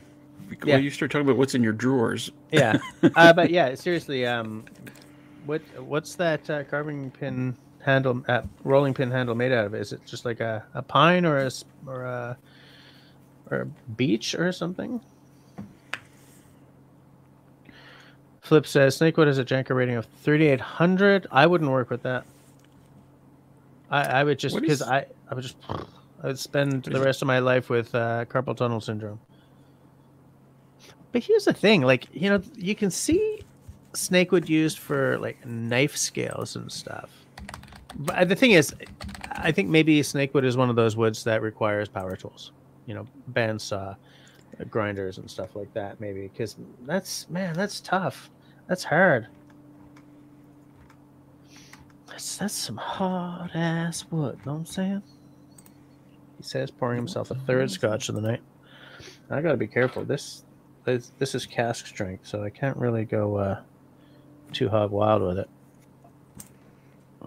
59.9% alcohol by volume. I would tell you what that is in proof, but I think proof is dumb. It is. No. Birch. Oh, it's birch. Okay. I do love birch. I love certain woods for certain things. I love desert ironwood because of the... It looks great. It's a dark wood, but I kind of feel that part of the reason I like it is just because of the name. Like, desert ironwood sort of sounds exotic to me. Figured desert ironwood is spectacular. My Australian Woodlore clone knife has desert ironwood scales, but they're not figured. They're just plain desert ironwood, and it's a really nice dark wood. I like birch. It looks beautiful. It's Easy to work with, but it's still really like it's solid. Once you've got a spoon made out of it, it's Hmm. gonna last you forever. I like maple because it's hard, but it's still workable, and it's like Canadiana, right? Maple, woo. I love the smell of the resinous woods, right? Like your cedar, your pine, especially like Cedar is balsam so fir. strong. Yeah. Yeah. Uh, you know, I'm a big fan of trees and of wood. I have yet to. No, I was going to say I've yet to discover a wood that I don't like, but no, there is some. I just made a couple of shelves for my wife out of um, hemlock, and I took a very nice hemlock board and reduced it to kindling with my axe, just to remove the temptation to ever work with it again. Ever. It was a disaster. Absolutely a disaster. I Nice. mean, it looks nice now that it's two shelves and it's all like varnished and everything, but like, I don't even know how to describe what happened all the time, but it like the grain just kept separating and coming up, and like I'd be running over it with my sander, and like up would come another splinter. Like there's so Hmm. much glue in these shelves. It's it's crazy making. So not a big fan of the hemlock at all. But I like the look of you. Um, Oh, thanks. of course, of course. Uh, um, Ben Orford, he has a lot of really nice U-handled knives. Um, also, Jack Lore, some really nice U-handled knives from Jack Lore as well.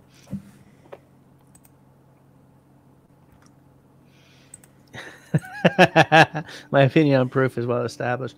Well, I think especially because American proof is just the ABV times two, whereas the old style proof, what we would call Hmm. British proof, and it's still sort of rarely used.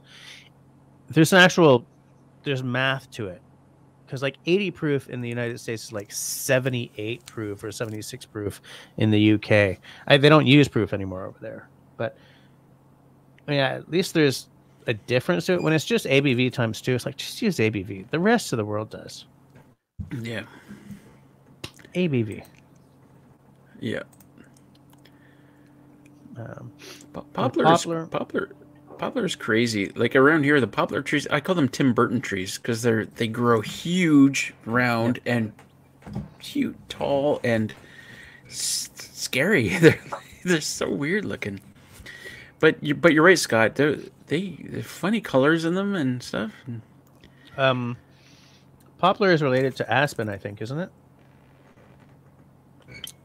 Never been there.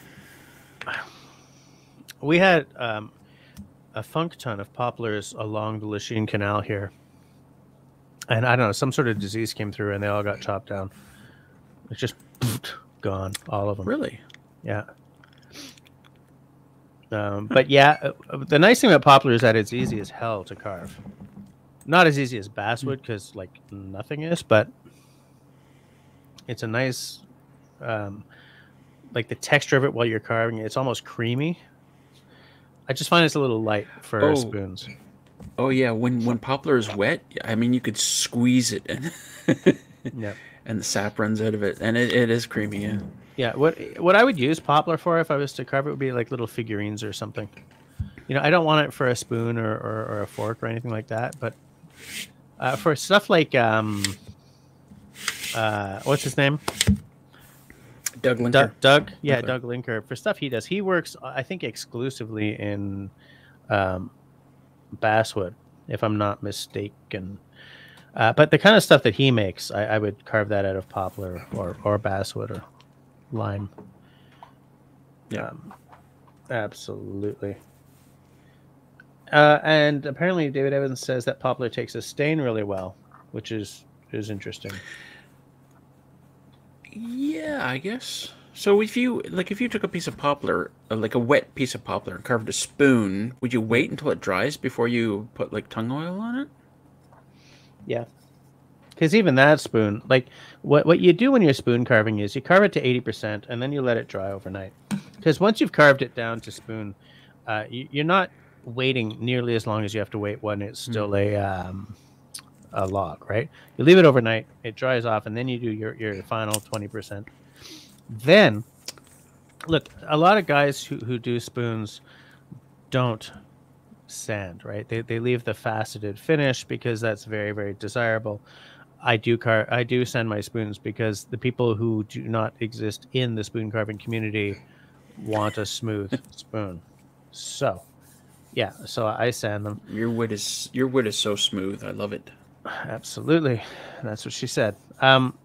What I do though is once it's finished, stop it, brat. Sorry.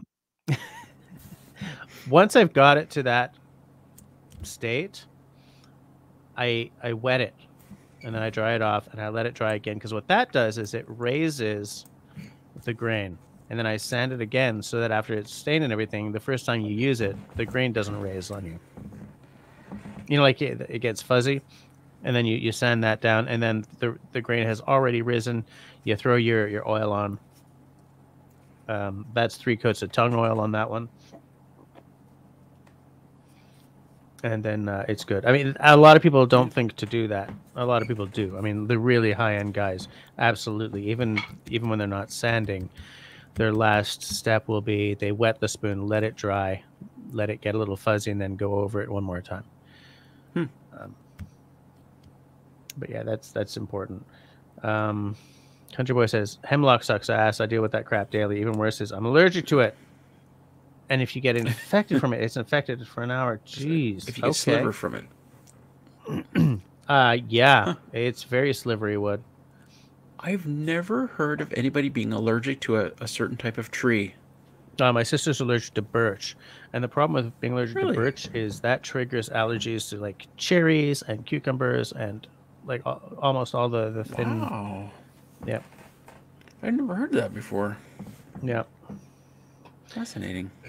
Country Boy says, we deal with kiln dried lumber, so once poplar is dried, it's nice to work with and hardens nicely. Well, certainly you want dried lumber if you're putting it on the walls of your living room. By the way, Bettina, is Eric there? Hi, Eric. If he's there? If he's there. If he's not, just pass on our good wishes. Good wishes? Yep. Am I using the right term there? Regards? Regards, yeah. That's the one. That's the one I'm looking for. Our sweet kisses? No. No. Nope. I don't want Bettina passing on sweet kisses for me. No. How to survive a nuclear attack according to Cold War manuals. Shut up. I don't want to think about it.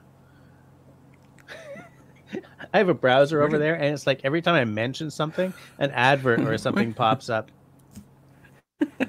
It's like going back to the very first thing I was talking about tonight. Like, hey, you're all going to die.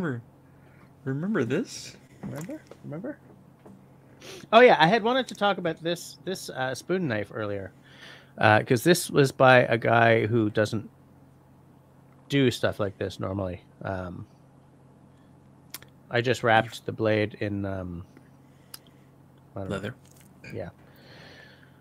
So this was done by Alexander Yerkes. He's a very big name in the spoon carving world, in the American spoon carving world. He travels all over the world giving, workshops and stuff. And his spoons are like $50 US each for a teaspoon kind of thing. Okay. Hey there, Dennis. Canoe Hound in the house. This spoon knife is ridiculously imperfect. I have spent years slowly getting the grind to where I need it. But the steel is really good. Like you hardly what? What are you laughing at? What's going on over there? Well, it's imperfect, and you're trying to fix it. Yeah. I just find that funny. Yeah. And I'm real old school with the way I'm protecting the blade on this. A lot of, old school Swedish guys do this. They use a Hold it up a leather. little bit. Can you hold it up a Oh, little am bit? I not high enough? Just I wrap it can't. up It's hard to see with. what you're doing. Sorry, just wrap it up with some leather. With some leather. I like these days a lot, especially the British guys. Like they're all carving cool wooden boxes and stuff for the, which is what I should do. I should do an episode where I do a project of carving a little box for the head of this thing or something. But what's cool about this is how long the handle is, because this gives you all kinds of ways to. And he does this. He leaves it all faceted and stuff. What he did I think they made about 30 of these, 20 or 30 of these when they made them, like God knows how many years ago. They left them all really faceted so that people could sand them really smooth if they wanted to. But I like the faceted feel on this thing. There's all kinds of purchase you can get on it because of that. And this Ben Orford, it's not faceted so much as it's almost like like an octagonal axe handle, right? It's all the edges have been smoothed out, kind of thing. Yeah, but they're still there. They're still there. Okay, so they're still there. They're not like all facety. I mean, but it's like, whoom, like full like edges all the way along. But it's crazy how good something like that can feel in the hand compared even to this great little Mora, which I mean it's been sanded all the way around, right? It's probably machine made. Yeah. What saves this knife here is that it's not perfectly round, right? It's an oval shaped handle, so you don't even have to look at it though. For God's sakes, look when you're grabbing a knife off the ground. But you know what I mean is it's impossible to pick it up like off axis, because it's either going to be like this or it's going to be like this. Yep. So it's very nice. But I do prefer the faceted feel.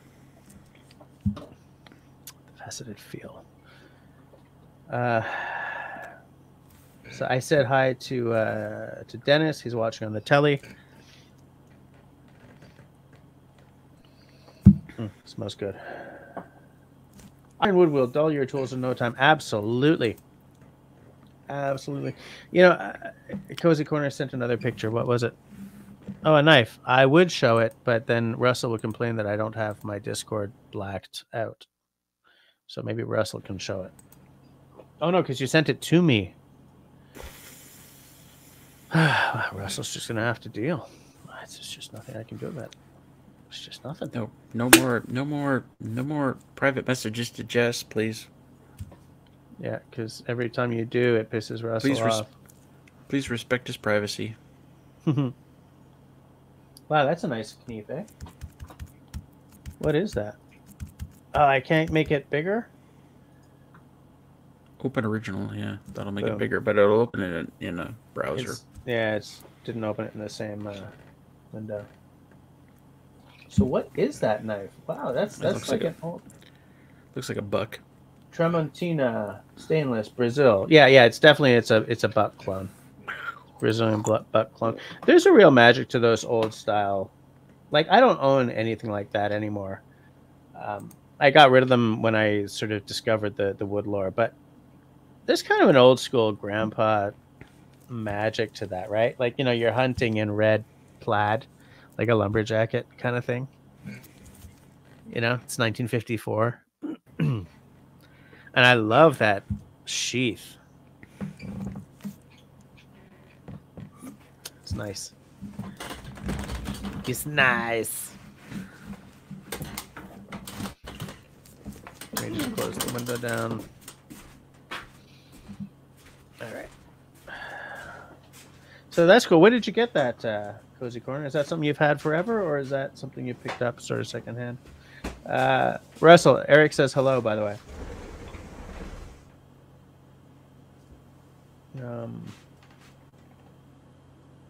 Okay.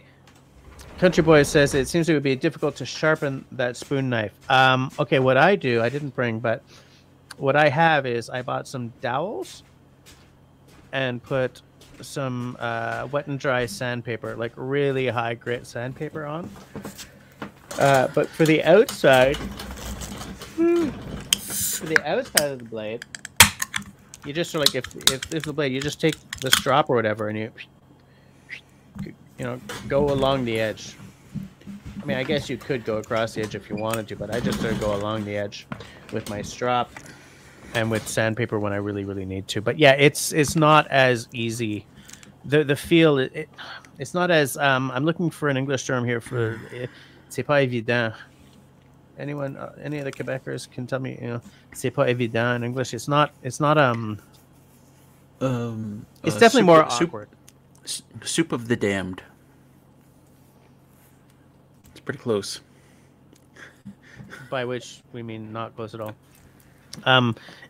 It's just, yes, doing a spoon knife, the outside is definitely more awkward than a normal knife. And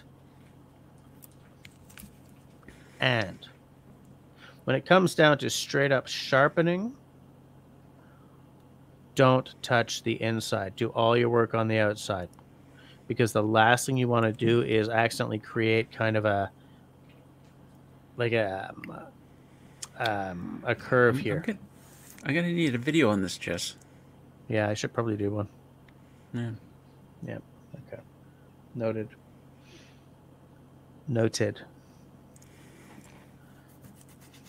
So I will once again put the leather on the blade for the fourth time. For the fourth time. You got this. I got it. I am a professional.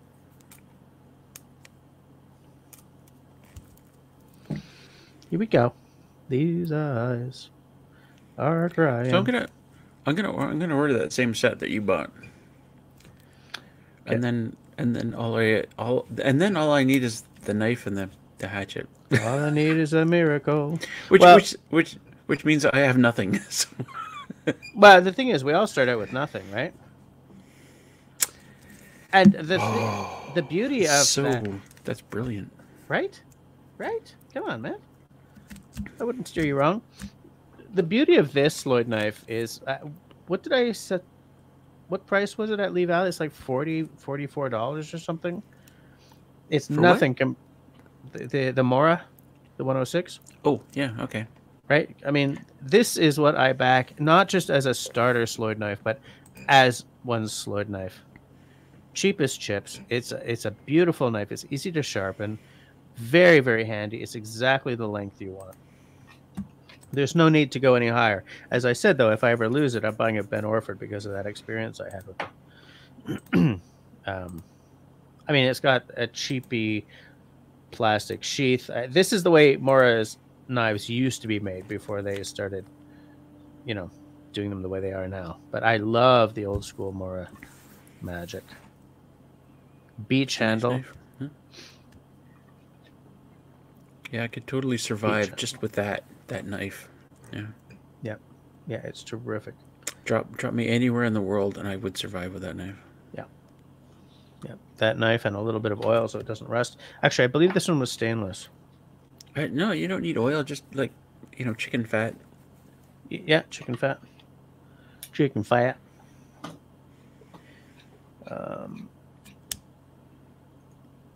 Ironwood will just dull it. Will destroy anything with an edge. Yeah. Ironwood is tough. For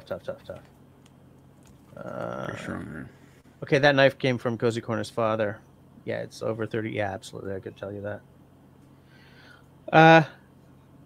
Raven says, I watched a vid by Waypoint Survival that showed how to make your own hook knife. Mine turned out exactly like his, except mine is not sharp. It took forever and beat up hands to make 2 spoons. To make your own hook knife. I'm gonna need to check out that video. There's like that's weird. Like there's making knives. Like if you're gonna start making knives, okay, there's lots of videos on how to kind of build a forge and heat up a piece of steel so you can start working with it. But making your own hook knife, like that's got to be advanced stuff. Well, I mean, when they made this one, I think I think he did a video on it. It's like they were standing there at the forge and like banging it over, you know, the curved part of an anvil and stuff. Alain is translating "c'est pas évident" to "it's not obvious." Oh, But so I was pretty close. Soup of the Damned. Yeah, absolutely, totally, almost exactly the right thing, Russell. But I think that the feeling is a little more like it's awkward rather than like the translation is not obvious, but the feeling of the statement is more like it's not practical. No, it's not. It's a little awkward.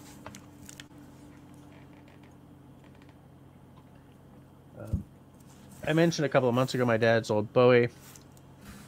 Okay, so that is the old Bowie. All right. Scott, if you're gonna post a picture like that, you gotta give the background of what we're seeing. Just post the picture, like a little descriptor there, buddy. Small descriptor. He has a kitchen knife,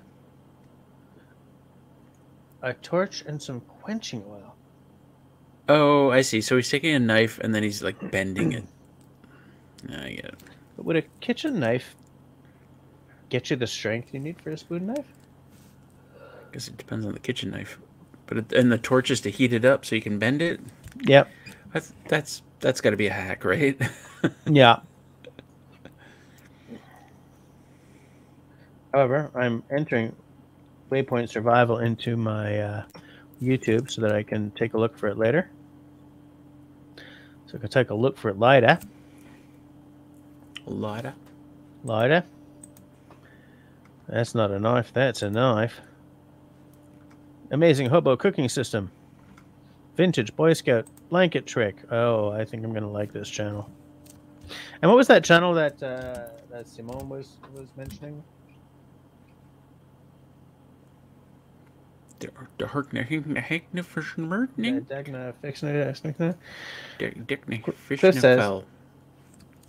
fastest way to make a spoon carving knife, the fastest way to make a spawn carving knife, is to use a closed-ended spanner and just file out what you need. Closed-ended spanner. But I don't think that would be hard enough. You'd have to do like hardening after. Well, yeah, you just do some hardening afterwards. Oh my god. Okay. Wow. Yeah, I get it. I sure goddamn get it. Pardon my spelling. Remove the part that isn't a spoon carving. Just remove all the metal that isn't a spoon carving knife. Yeah, you're good. Fair enough. Yeah.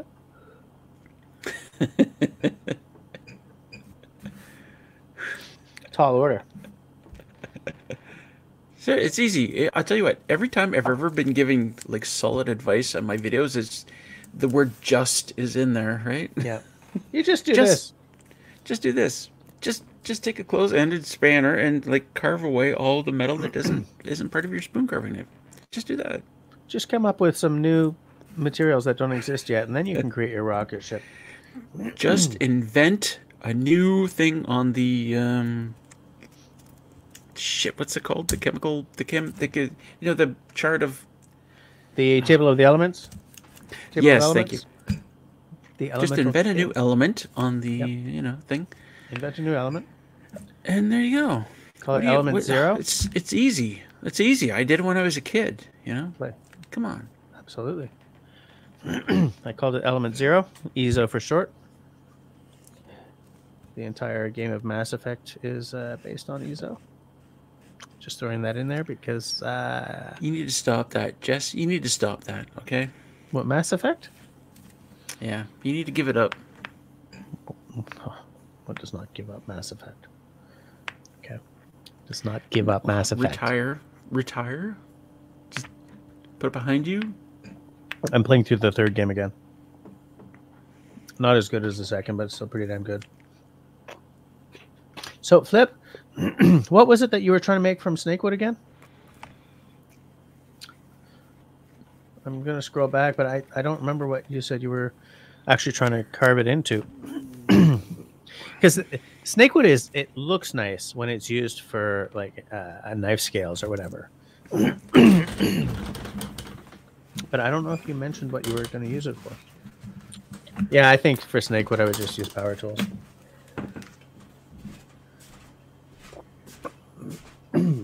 Excuse me.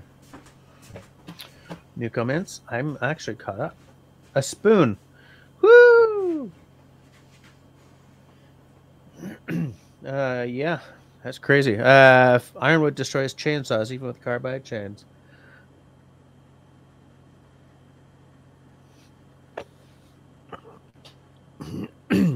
Because of the way that one holds the knives and stuff in like Swedish style spoon carving, that would hurt my hands, I think.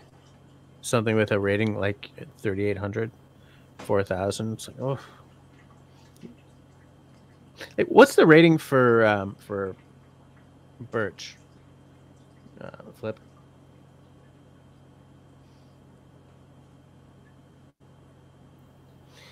Sandsox asks if I have ever fallen asleep while doing a live stream. I guess I fell asleep listening. You guys have a good night. Yeah, sure. Good night. I think I did fall asleep once, or I was falling asleep, and I was just like, guys, I gotta go. Like I was nodding off. It's fairly often, you know, after a long day of work and then kids and stuff, one can really, like, sometimes I start a live stream and I'm already bushed, you know? Excuse me. Must stop with the yawning. By the way, Russell, Kincaid Outdoors was live streaming tonight. Oh. Am I banned there yet, or should I get over there and... I don't know. Was he asking for me? No. It's just I noticed that he was live streaming. He went offline about 2 hours ago. Oh. Rats. Good night, Dave. Here's okay, yeah, good night, Dave. Have yourself a fine evening now. A fine evening. When you retire, would you build a cabin? And if so, where? Dude, if I... Okay, man. I would quit to build a cabin. Like, if I win the lotto or something, so if I buy a ticket, like, I've had this conversation before because I'm not doing, like, my dream job. I have a good job. But I live with someone who is doing her dream job. And we had this conversation once. Like, if we won $30 million, I'd be like, bye. And I would like, okay, now I'm a YouTuber. I'd give myself a year to make YouTube like really stick. She wouldn't quit her job. She's literally doing her dream job. You and I, you would be the same as me right now. Yeah. And I would I would buy a piece of land and I'd build a damn cabin, just like Russell. Yeah, and you'd see each other on weekends. Excuse me.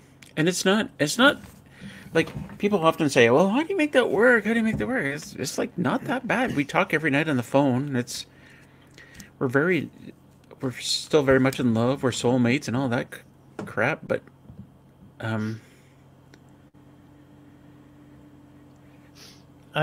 but you can make it work. You can make it work. That's all I'm saying. Yeah. I don't think I would be able to move to the cabin because there's a lot of stuff that I can't talk about. But I mostly have to do the daycare drop-off and pickup. But your kids got to be older. Yeah, the kids have to be older. But what I could do is if the place was close enough, like if I bought a little chunk of land like an hour or two away, drop the kid off, boodle up there, do some work building the cabin, boodle back for the evening. And then once the cabin is actually done, well, still kind of keep doing the same thing, but like at least maybe bring the kids to the cabin for the weekend kind of thing. You know, you can work with anything. You know what I'm saying? You can work with anything. You can work with any situation. You can work with any... My mother always told me, my mama done told me that the universe doesn't... Before I go into this, I no longer absolutely believe what she said for certain reasons. but she always sort of brought me up to believe that the universe will not throw stuff at you that you absolutely cannot handle. And I try to bear that in mind daily. I know that it's not absolutely true because I've known way too many people who've not made it. And so that concept, I feel, is insulting when I think of them who have decided that they couldn't make it. But as a general rule, it gives me comfort because it means like I can work with anything. If I won 30 million tomorrow, and yeah, okay, I still have to do the drop off and pick up. That still gives me a lot of hours that I could work on a cabin or make YouTubes out in the woods and stuff, you know? And then when the kids are older and I get a little more freedom, then, you know, eventually I just move to the cabin and, you know, never speak to anyone again. So beautiful. Okay, so birch is between 700 and 1200. Yeah. It's a very manageable wood to work with. Once you get like 2500 or whatever, it starts to hurt too much on the hands. Oh, apparently Kincaid is still live. I think Cliff is probably he's probably bouncing back and forth.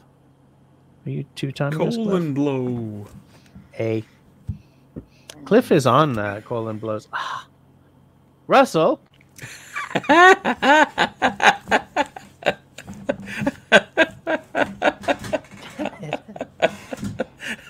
Cliff is on Colin's live stream quite a bit. That's where I found out just how many belated objects Cliff has. Like, he's got some really seriously crazy. Stop laughing. I didn't mean to do that. Excuse me.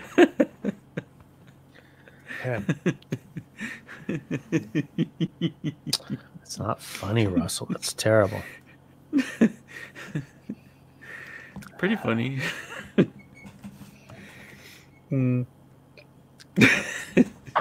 Good old scotch. A scotch of scotch. I may not have a live stream next week, by the way. What? Why? Oh, I've gotten another one of those governing board meetings for my kids' school, and I'm playing like 5 St. Patrick's Week gigs next week, so I have to practice.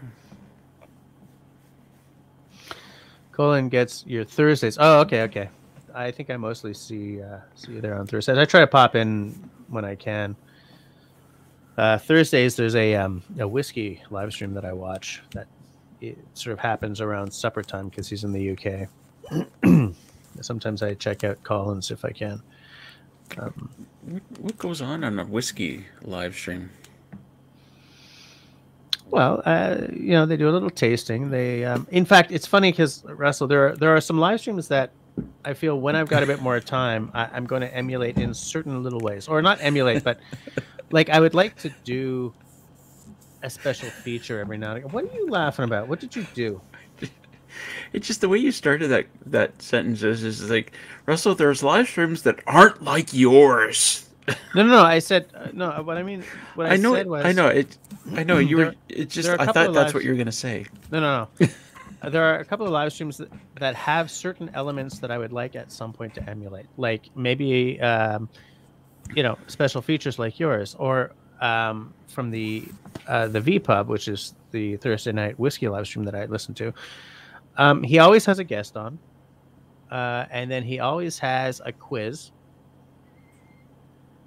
And I'd like to sort of work in a quiz or a giveaway every now and again in some ways. But like the thing about a whiskey podcast live stream is everyone knows the material, right?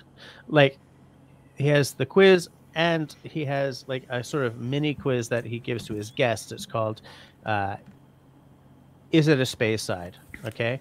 And so the guest has 10 questions to figure out what whiskey he has off screen. Okay, so a couple of rules. It can't be like an independent bottler because that changes the rules. But it's like, okay, is it from Isla? Yes. Okay. Is it from? So it could be like Glenfiddich or something like that. Right? Yeah, it has to be like an official bottling. You know, so if someone says, "Is it an Isla?" Yes. That's Okay. cool. Is it from the That's north pretty or cool. the south of the island? North. Is it? You know, and then eventually, so is it? Does it have an age statement? Yes. Is it 10? Yes. Is it Ardbeg 10? Yes. And he shows the bottle. You know, I would like to do something like that, like have some sort of a game every now and again. That seems like fun, but it seems like you got to have a lot of different scotches and whiskeys for that sort For of my thing. whiskey channel, it's easy because I got a ton of bottles, but like for something a little closer to this, I don't know. You know, You need, Alain is what? there are guys who are gun collectors, like probably Eric, Bettina's Eric, Mhm. who needs a shirt that says, "If I die, please tell my wife what my guns are actually worth." So you need a shirt like that. If I die, someone tell Yeah, my wife what my scotches are actually worth. yeah. Um, She's not watching, is she? no, she's still at work. Still at Holy work. crap! Yeah, it's a rough week. Alain. Okay, for those of you who are in Montreal, all my gigs this time are at Hurley's Irish Pub on Crescent Street.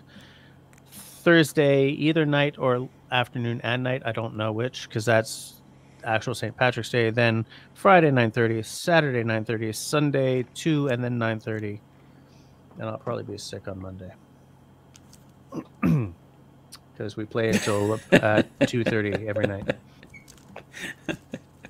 I'd love to see one of those. That'd be awesome. Yeah, it's one day we'll figure out how to actually film one of them. I love it. Russell will be lost without you. Bettina. He'll probably just live stream to make up for it. He'll be like, "Oh, Book's fasting. Tuesday, Book's fast." Special feature like, "Oh crap," except in French. "Oh merde." Merde. Oh merde. Ah merde. Oh, ho, ho, ho, ho. Putain de merde, quoi. Ho, ho, ho, ho. Yeah. Raven special feature. "Oh crap." We have no special features for Book's Fest. Why is there a little repetition in those usually though? Like you know how like right before the end, you usually like replay a little part of one of them, of one of the "Oh craps." Do you know what I'm What, saying? you mean like bloopers? Like, No. what are you talking about? Oh. I can't find an example right now, so I can't be arsed to do it because you know I've just poured my fourth scotch. So Well, next let me- Book's Fest, I'll bring it up. Surely. Don't call me Shirley. I have so many axes here. It's crazy and nuts and scary.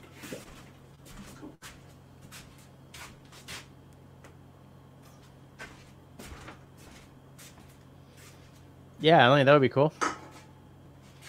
That would be cool. Don't necessarily try to get in on the Sunday after the parade because it'll be crazy, and the Sunday night ain't gonna be worth your time because Sunday night we're done.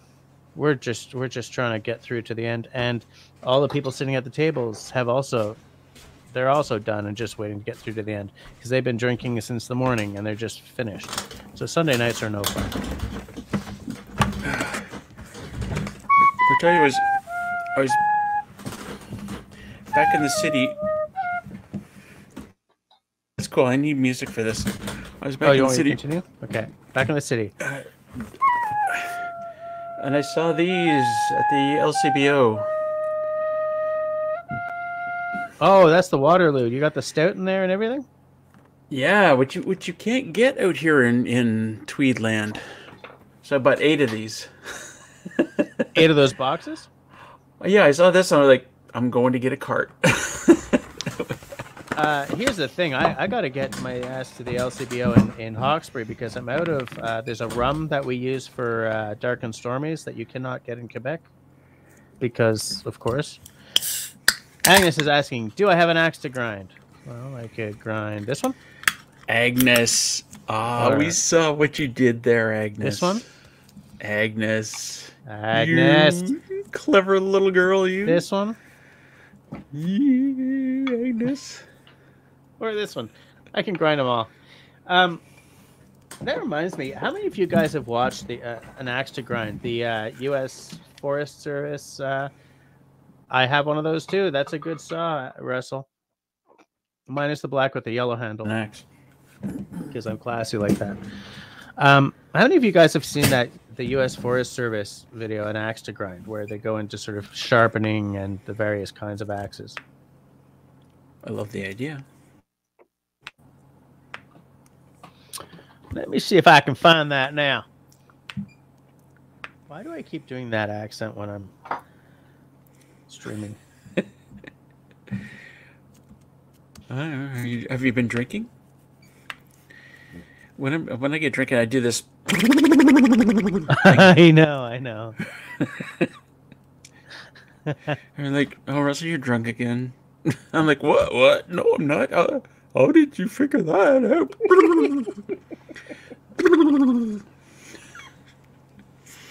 I got a bit of a tell. Yeah, you do have a bit of a tell. Now, I just dropped that into the side. Hey, there's Mal. How's it going? Mallory. Yes. Fashionably late. Now, Join us, Mel. She's here. I'm gonna Did send you her just drop Sorry. her the? I will, but send her. Talk the thing. Talk the talk. I put the link into the side chat in StreamYard instead of YouTube, so I'm just seeing if it'll work. Yes, so right click on that, open the link in a new tab, and if you guys are into axes, that's a great sort of classic video on axe care. U.S. Forest Service. I have often said that I wish we had a Canadian Forest Service that's at like a carbon copy of the U.S. Forest Service, because I would join. But they've done a couple of really cool sort of forest care videos, and this Axe to Grind series. They go into the various kinds of axes. They go into axe care. They go into like how to sharpen an axe, and I rewatch it all the time. It looks old. It was probably made in the 80s, maybe early 90s. You know, I don't know when it was made. Was Grace here earlier? Hi, Grace. Grace? I didn't see Grace earlier. Oh no, she's saying to hi Mallory. She did the same. Hi. Mal can't come on. That's okay. What is it? No, she's getting on here. Mallory's getting on here. Come on, Mal. She ain't gonna get on. We ain't gonna go pressuring. We ain't gonna go peer pressuring. Just for a few minutes, Mal, because we need to talk about. You know what? Mallow. You know what? You know what? Cozy Corner's asking what my favorite drink is. My favorite drink is tea. Oh. Tea is a good drink. However, my favorite alcoholic drink. You've been drinking. You just put that down now. My favorite alcoholic drink is definitely whiskey. In most of its forms. Excuse my idiot. He's a friend. Colored water. All drinks are colored water, flavored water, colored water, thinged water. Mark is out. He's saying goodnight all. Sleep well. Good night, Mark. Was Mark here earlier? Yeah. I missed him too. Yeah, come on, man. Mal is finalizing tomorrow's video. Okay. You're getting in here, Mallory. So check this out. Oops. This is so embarrassing. I don't have a video for this week because I thought that the St. Patrick's Week slaughter was this week, but it's next week. So I'm gonna have 2 weeks with no video because I was like, oh, I can't shoot a video. I don't have time. I've got to practice, and I've been practicing my air stuff. And then I looked at the calendar and thought, well, this is embarrassing. Now what? Okay, see you later, Alain. Good night, Alain. He's off to the beds. Bonne nuit. Grace. One day we should have Grace on. One day we should have Grace on. Like, we should like try to get some of these people who are here every week to, come on once. you know, insert chit chat. We got a couple of people like that on the Discord chat. Like Carol has been in there. You know, Yeah. Carol, who's always here and always watching and always saying good morning and stuff, and she gets in there. Yeah. Nice And Mallory. But Sorry, like, you know, go ahead, Jess. Grace. Well, 'cause, like Grace, every now and again, like she'll say something that. Whoop. Ah! Okay, you do it. You do it. I'm not touching. I'm not touching. No, I don't. All right, I'm going. Okay. I'm doing it. I'm doing it. Don't Go touch ahead. Rasmus. Sorry, Mallory. We were just both trying to joshing. add you at the same time. I see that. I see that. Only a few minutes, okay? Only a few minutes, because I really do have to finalize this. Okay, tell you what, we'll only go for another 3 minutes because it's like I'll tell you what, 11:27. we don't care about your video, so Just your thanking videos. But I want to know, Mallory, I sent you my version. Yes. Russell, you sound like. Okay, because I got all this like echoing. I was like, oh my god. Oh, it's on Mallory's side. Russell's is it? speaking to us from on high. Yeah, Is it coming from my side? it must be because. Oh my yeah. god, is the YouTube video still open or? Oh, wait a minute. Maybe it's my mic. You know, Mallory shows up and immediately everything goes to hell. Just what's going on here? The hell's going on here, Mal? It's no coincidence. How's that? Is that better? So much better. Okay. There you go. There's I a just tiny have bit one. of Jesse echo happening though. Mallory. I don't hear it. You don't hear it? Oh, a little bit. Huh? Huh? Well, Ooh. Yeah. hopefully this changed. It's okay. Anyway, It's fine. I So mean, yes, we're like a Russell, half you hour sent after me, closing. You sent anyway. me the version of the narrative telephone. I did not have time to watch it yet. So but tell me, like, what did Ben say about afterwards? Just general. He just said, "Oh my gosh, Alicia speaks so fast." And so he's like, "I felt so stressed," and he was really nervous, but he made up a whole bunch of stuff. Oh, that would explain a lot, because as I was listening to Ben's version, I'm like, there's no way City Girl would have said what Ben just said in the same manner. Like, there's no. Okay, no, fine, whatever. You know what? Whatever. That's part of narrative telephone. Yeah, I guess so. I think he's gonna be good at it. We'll see. Yeah, no. The more I know about Ben, the more I like him. He's a good guy. He's fun. He is. Well, he went to acting school, so he's getting like all back into this stuff, and he really likes it. Yeah. Well, that's good. Yeah, and it's like narrative telephone. We kind of want to grasp that when we each do our version of narrative telephone, if we're not creating the story ourselves, it's like we got to attack this like, I'm telling this story, and this is the best story I'm ever going to tell, and it's my story. Here we go. You know, it's like you're walking into a room full of people like, guys, stop! I got to tell you this story. You know, and that's I know Ben was good. Oh, good. Awesome. Well, I think at this time, it's my third time around. Hopefully, experience is going to kick in, and I'll be good. Well, you're fourth in the list, so you're on the bottom end. So you're on the end, which is like it's already really screwed up. Messed up. Yeah. I don't think I've seen that video yet. I'm the fifth on the list. You're the last on the list. You're sixth. Who do I send it to? You send it to Sean. Yeah. Yeah. So by the time it gets to you, Jesse, you're like you're fine. I'm great. No pressure. Whatever. No pressure at all. I'm excited. I'm excited too. I was so nervous before doing the video. I was like sitting here going, I'm going into AFib, I think. What was that? Don't go into AFib, please. What was the narrative telephone video that you pointed out to us? Casanova. Yeah, because I watched that one. Like, there's a real Casanova. magic. Yes, that's the one. There's a real magic to that story right from the get-go, though. Like, they do it different than we do. They put in the time. that guy is wonderful. That original story is wonderful. Yeah. He's like, how does he start off? Like, um, something beautiful. He was. Yeah. He's just a fantastic storyteller. Absolutely. You get into the characters, right? It's really cool.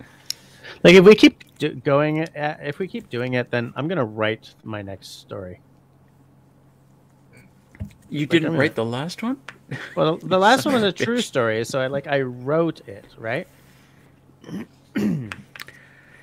Jess. Yeah, you.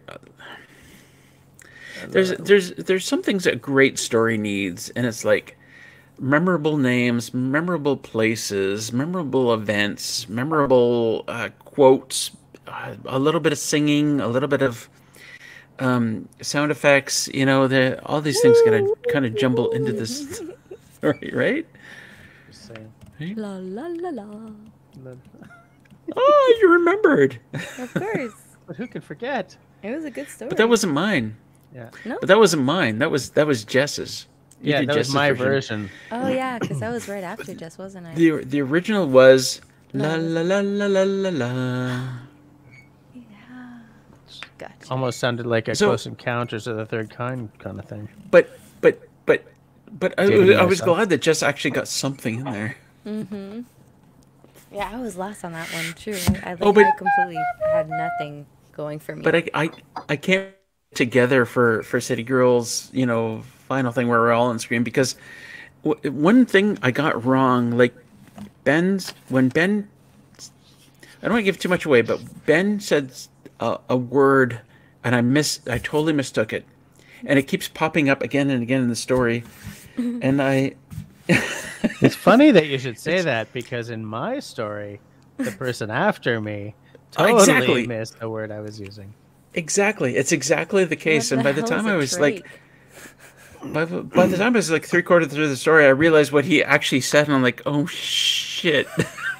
So I'm like, "I can't stop now. I can't stop calling it this," and it's so weird what I call it. Mel, and you're gonna see Mel, Yeah, And you're gonna I understand. I completely understand you. but you have to say exactly what I said. You can't try and fix it. All right. All right. We'll figure it out. We'll figure it out. Hey guys, all I'm gonna good. scoot. I'm gonna scoot. I need to go right. finish this. I'm working on my thumbnail and I'm actually doing a I have to choose. Russell, I'll send it Hey, to you. Help me Choose choose. well. Choose well. Yeah, Mello. By the way, anytime you do a live stream, can you ping me about your live stream? I missed your last one. All right. But if you ping me, I will like throw it on Discord and other social media so that All right. everybody Everyone knows. Because I keep missing your live streams as well for some reason. Everybody knows. It's okay. Well, I'll All right. ping you Good next night, time. Mallow. All right. Good night. Bonne nuit. Bye. See you later. Bye guys in the chat. Good night.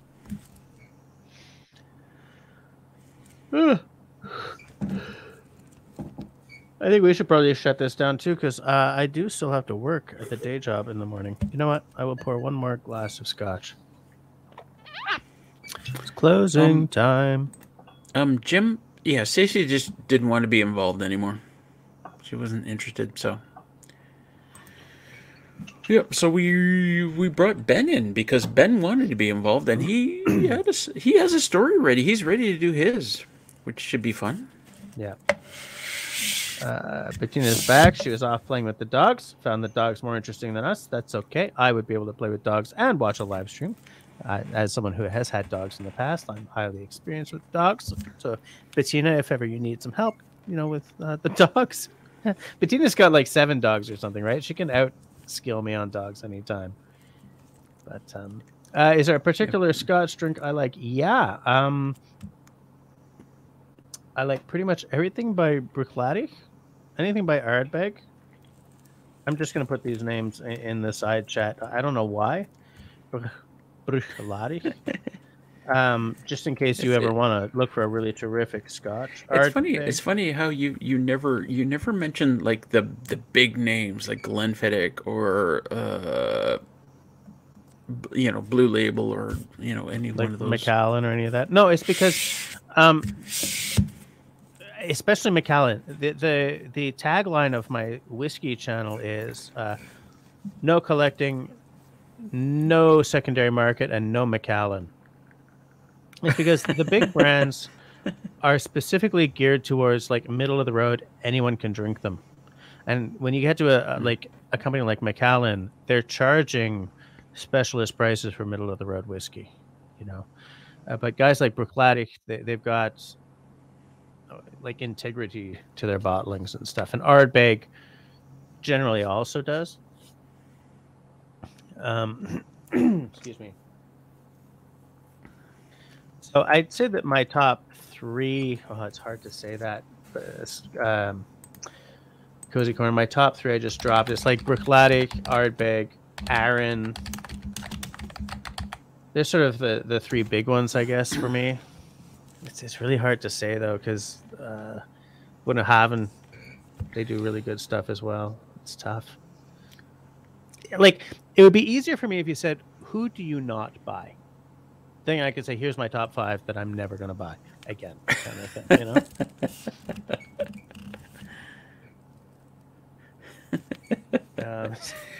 It must be the... Now, people have to have watched the narrative telephone to get that. I was gonna say your Scotch thing is kind of like beer. Like, there's so many, like, all the mainstream beers are so expensive and they just Not taste worth like it. everything else. Yep. Well, and I'm the same with beer. Like, I go microbrewery. I'm a little less enamored with a lot of the Quebec microbreweries because they all seem to, all in inverted commas, okay? Many of them have gone into really high octane, 8, 9%, 10%. I think 11 is the highest I've come across. And I find that once you get it like 8 or like especially around 9 and north of that, the ethanol overtakes the taste in a lot of ways. Like, I like my beer to be down around 5%. Straight up normal Canadian beer alcohol content, because the taste has a chance at that. 7 is probably the highest I go. 6 or 7, it's fine.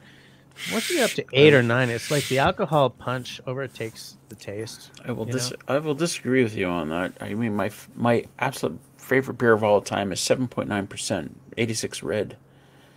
7.9%, and I love it. It's so tasty. But I can't taste the alcohol difference between, say, a 5% beer and a 10% beer. Because I've had everything in that range. You know where the difference happens to me is like a 5% beer, I get the taste in the mouth. The 10% beer hits right at the back of my throat. Like right at the back. But I'll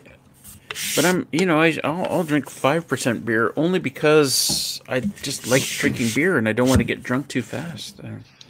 Cozy Corner is asking what we're drinking tonight. I'm having this is called Happy in the Potting Shed. It's by the Scotch Malt Whiskey Society. That is such a good beer.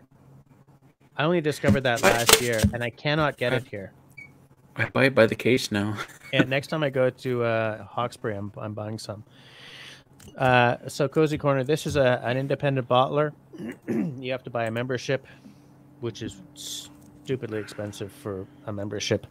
What they do is they buy a cask from a distillery, age it, and then bottle it. They spend a lot of money on casks because they taste like 100 casks and then pick one that they're going to age. This is a 10-year-old Highland, 13.4. I don't remember which distillery 13 is. It's one that I wouldn't necessarily buy as their own SMWS codes. 13 is, just let me check that. 13 is Dalmore. And I will tell you one thing, Dalmore is one of those that I would not buy if it said Dalmore on the bottle, because they take great alcohol and destroy it by watering it down to 40%. Caramel coloring, chill filtering. Because Dalmore is like Macallan. They're headed for that middle of the road market. They sell very well in Asia, same as Macallan. But for the whiskey anoraks, like the whiskey geeks, Dalmore just doesn't do it, But this, bottlings like this, where they've done nothing but take the keg and let it sit there for probably 9 years, or probably like 7 years, but they've chosen the right keg, show you that Dalmore can be amazing if Dalmore doesn't bottle it. It's frustrating because I wouldn't call this an exquisite whiskey, but that's purely because it's not a taste profile that I'm massively into. This is kind of a floral thing. This would be a good summertime whiskey. But this is so much better than any Dalmore branded bottle of Dalmore that I've ever had.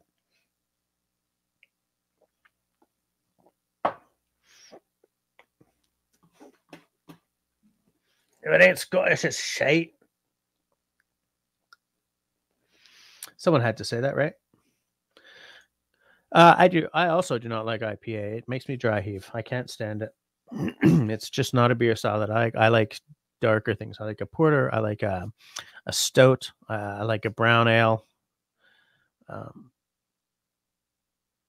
can even do like a pale ale that's not an India pale ale. But I generally like it. The less you can see your fingers through the glass, if you're holding the glass and the less you can see your fingers through, the more I like it generally. And I love it if it's not chill filtered. Like if it's still got little bits. Russell, what's the word for, those little bits that are still left in some beer? The little floaties. It's okay. He's muted anyway. There shouldn't be anything left in any beer, but I'm thinking like sediment. That's what you're talking about? Yeah, I like it when there's some sediment still happening. I also like it. The Scotch version of that is when they don't chill filter it. If it's really cold or you drop some water in, you get what's called Scotch mist. You get some sediment.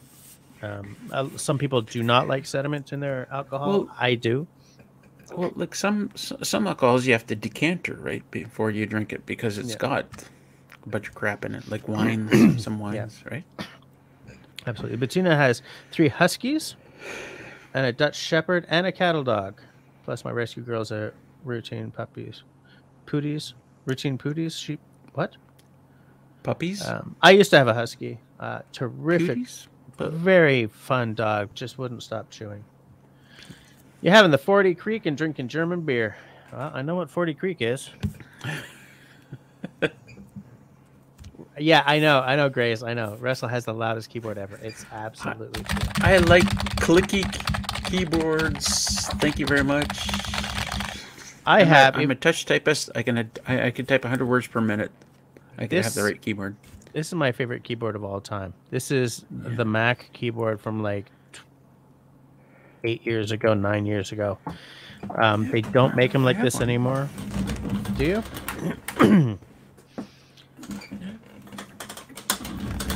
But that one's newer. They don't have quite the same feel. I know what you're gonna say, but I mean I use this for my iPad Mini, which is. How is that keyboard? It's not bad. It doesn't have the clicky thing. Yeah. But I can still touch type. It's better than poking the screen. Mm-hmm. Yeah. Absolutely. Doghead Fish 120 triple IPA is good. I think it's like 13% or something like that. Unfortunately, I quit drinking 14 years ago, so none of that for me. Okay. Wait, is this Flip Flat's first time on our live show? I'm sorry, Jess. On your on the Russell and Jesse show, and we are, by the way, going so late. We're going a full extra hour tonight.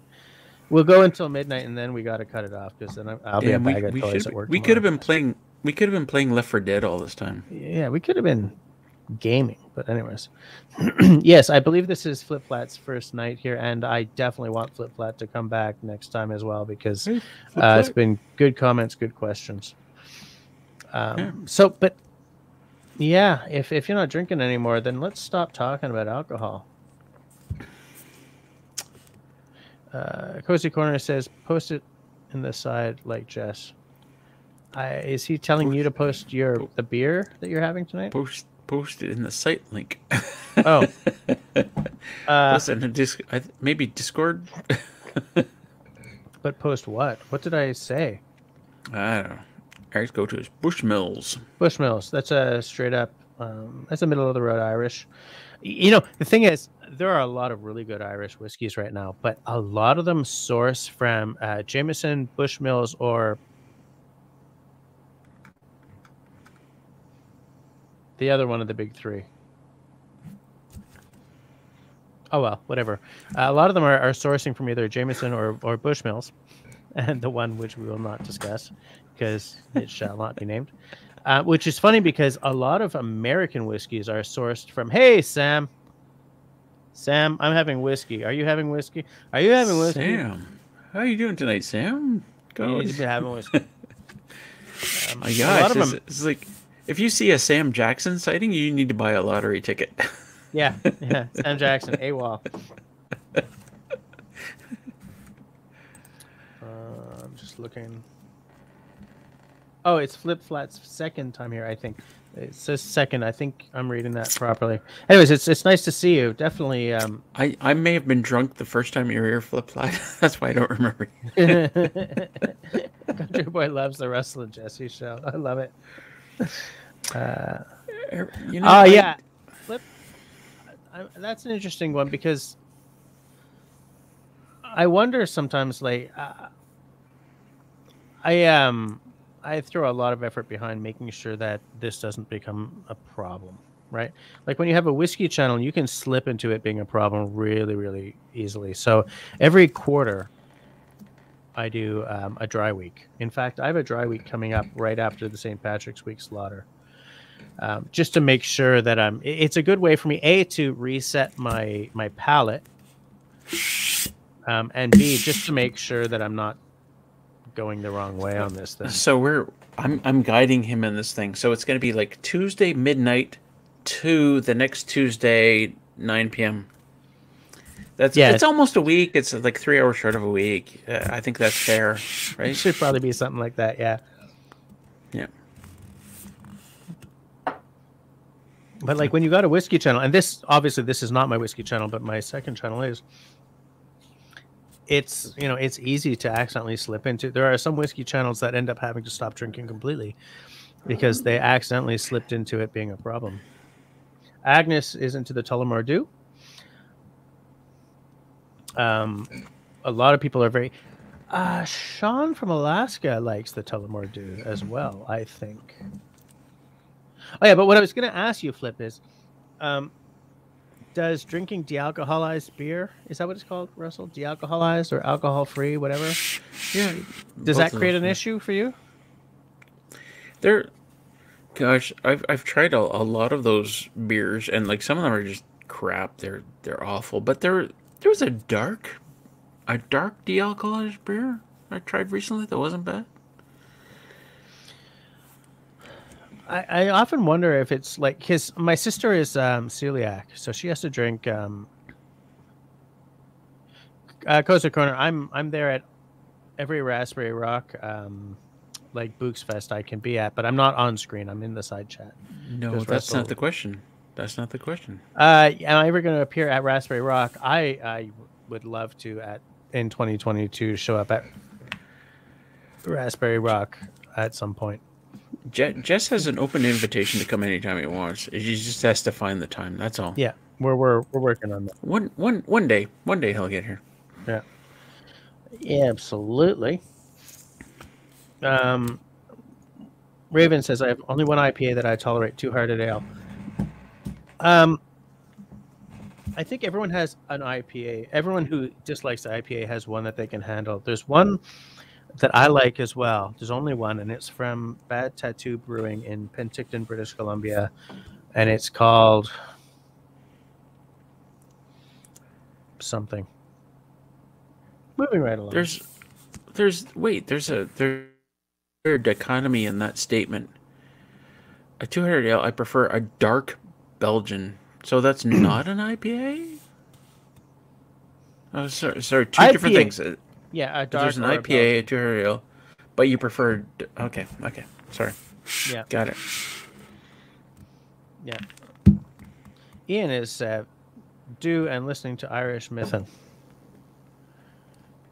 I guess Ian is saying that the whiskey goes with the evening. It's funny because I have a massive love of Celtic music, but for the past 18 years, I've been playing in a Celtic trio.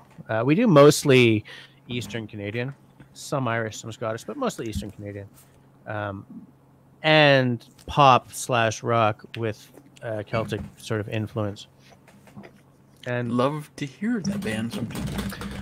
Well, it's funny because we have an album out, but I feel that I stopped reading when I started working in publishing about 20 years ago. I mean, I still read a lot, but now it's online stuff. I open a book every blue moon kind of thing. I don't listen to a lot of Celtic music anymore. I mean, or I listen to some, but my tastes have no.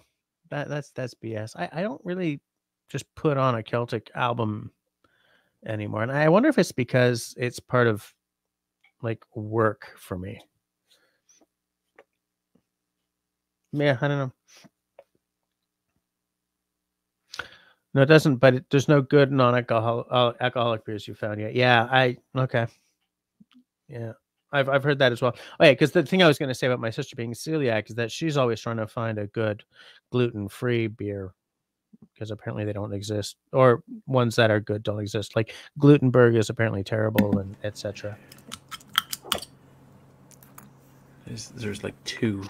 Agnes, I'm not sure if Tullamore Dew is another one of the big Irish guys that people source from. But what the point I was going to make was that a lot of American bourbons are also sourced from MGP, and I believe it's in Indiana. Like a lot of big name American bourbons are just sourced from MGP, and then they buy like Recipe 5, barrel it for 6 months to 3 years, and then send it out with their own name. I'm not saying this is a bad thing. Which one is that? A chocolate stout? Yeah, the chocolate hazelnut. I can't read the last word. Porter. Yeah. I need to get to Ontario and buy a case of that because I would love to taste that. It's so good. I'll save you one. I'll save you a 6-pack, Jess, if you can confirm that you're going to be here. I will be there at some point. At some point. Beer goes bad, after a while. Yeah, it does. It doesn't last long. Okay, I will drop the website for my band in the... Now, no judgment, because last time we took pictures, I still had hair, okay? Me too.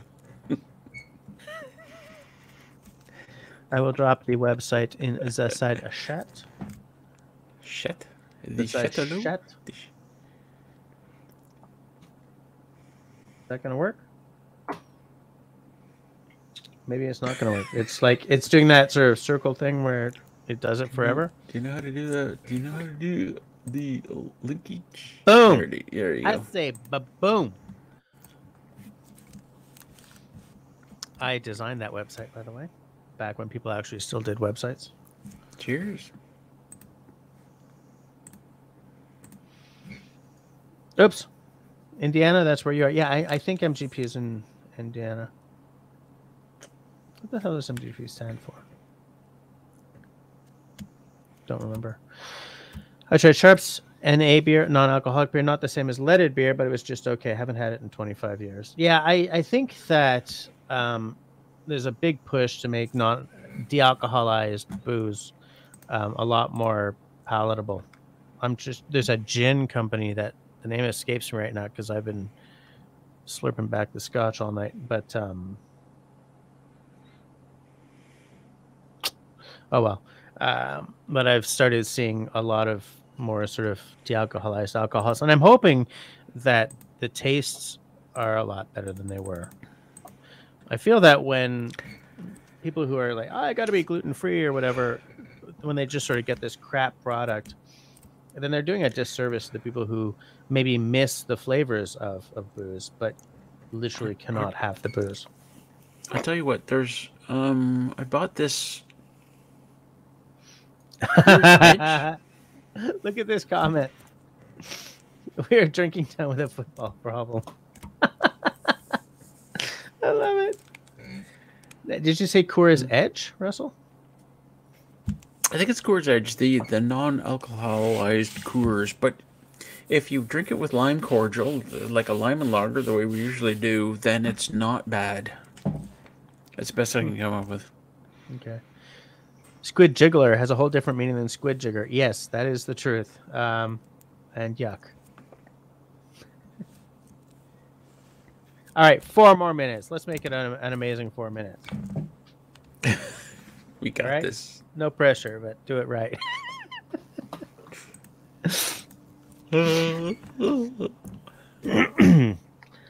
Yeah, I'll see. Maybe I can do a short stream on Tuesday, but I should really be practicing next week for the gig ash.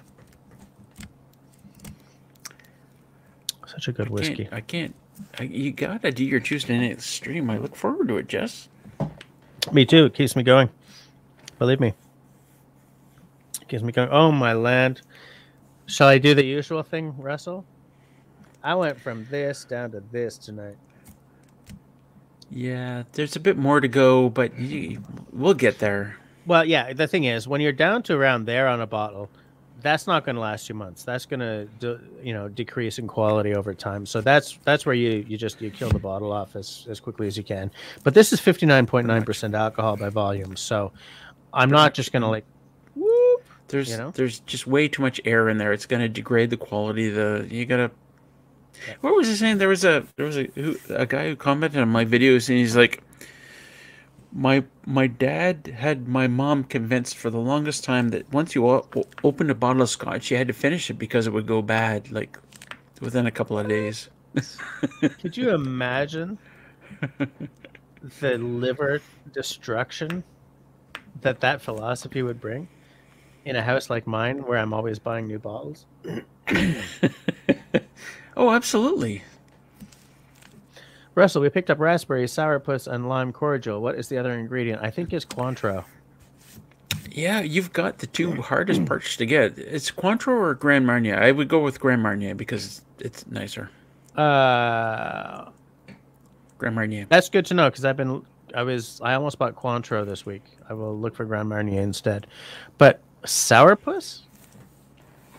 I have what the hell do I have? Round bottle, French. Oh, Chambord. Yeah, I have Chambord because I'm not buying sourpuss.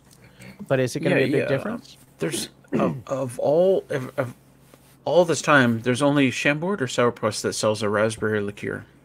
So one or the other. But Chambord is good, and sourpuss is Chambord is what? Sourpuss is. I've never seen both. It's always one or the other. So okay. I kind of like Chambord though. I bought in Ontario. Yeah, in Ontario, sourpuss does the raspberry liqueur. I don't. Okay, because I can buy both at the SAQ here. It's just sourpuss is. I would see sourpuss in a paper bag. You know what I'm saying? Because of the name? I don't like it. I feel that sourpuss is the kind of thing that you drink. You're doing shooters off of some stranger's breast kind of thing. Whereas Chambord,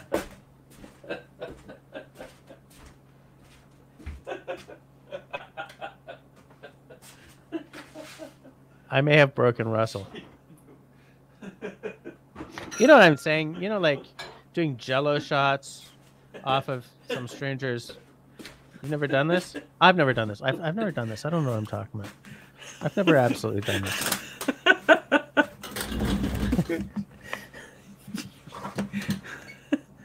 Okay, it's raspberry liqueur. Just because it says sourpuss in the bottle doesn't mean it's like. I know. Yeah, okay, but Russell, a shot of sourpuss versus a shot of Chambord. Which are you gonna like better? It's the same thing. It's not the same thing. The bottle's not the same. It doesn't taste the same. It doesn't? How do you know? What, you think I've never had sourpuss? You've had sourpuss, raspberry liqueur, and you've had Chambord Yeah. raspberry liqueur? Well, I have Chambord upstairs. Well, I bring am it. dying to do an episode for my whiskey channel about making lime cordial.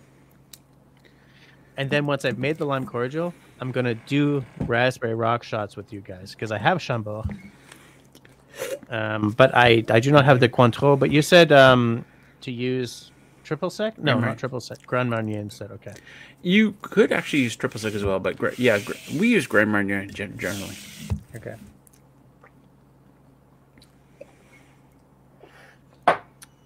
With that, we are at midnight 01. Russell, we picked up the raspberry. Yes, that was me. So we're gonna shut her down there because I gotta drink like a liter of water before bed so that I can be in good shape for work tomorrow. To those of you who are still here, the 14 of you who stuck it out till the bitter end, you folk are heroes. I may see you kind of briefly next week or not. I'm making no promises right now because next week is going to be rough. If not, then the week later I will give you the rundown from our gigage, which will be our first With gigs video. in like 2 years. Video. We keep trying, but it ends up not working. So between now and whenever's the next time I see you, or Russell and I see you, please be safe, be healthy, stay sane, and be kind to one another. I'm waiting for a pea soup. Peace. There we go.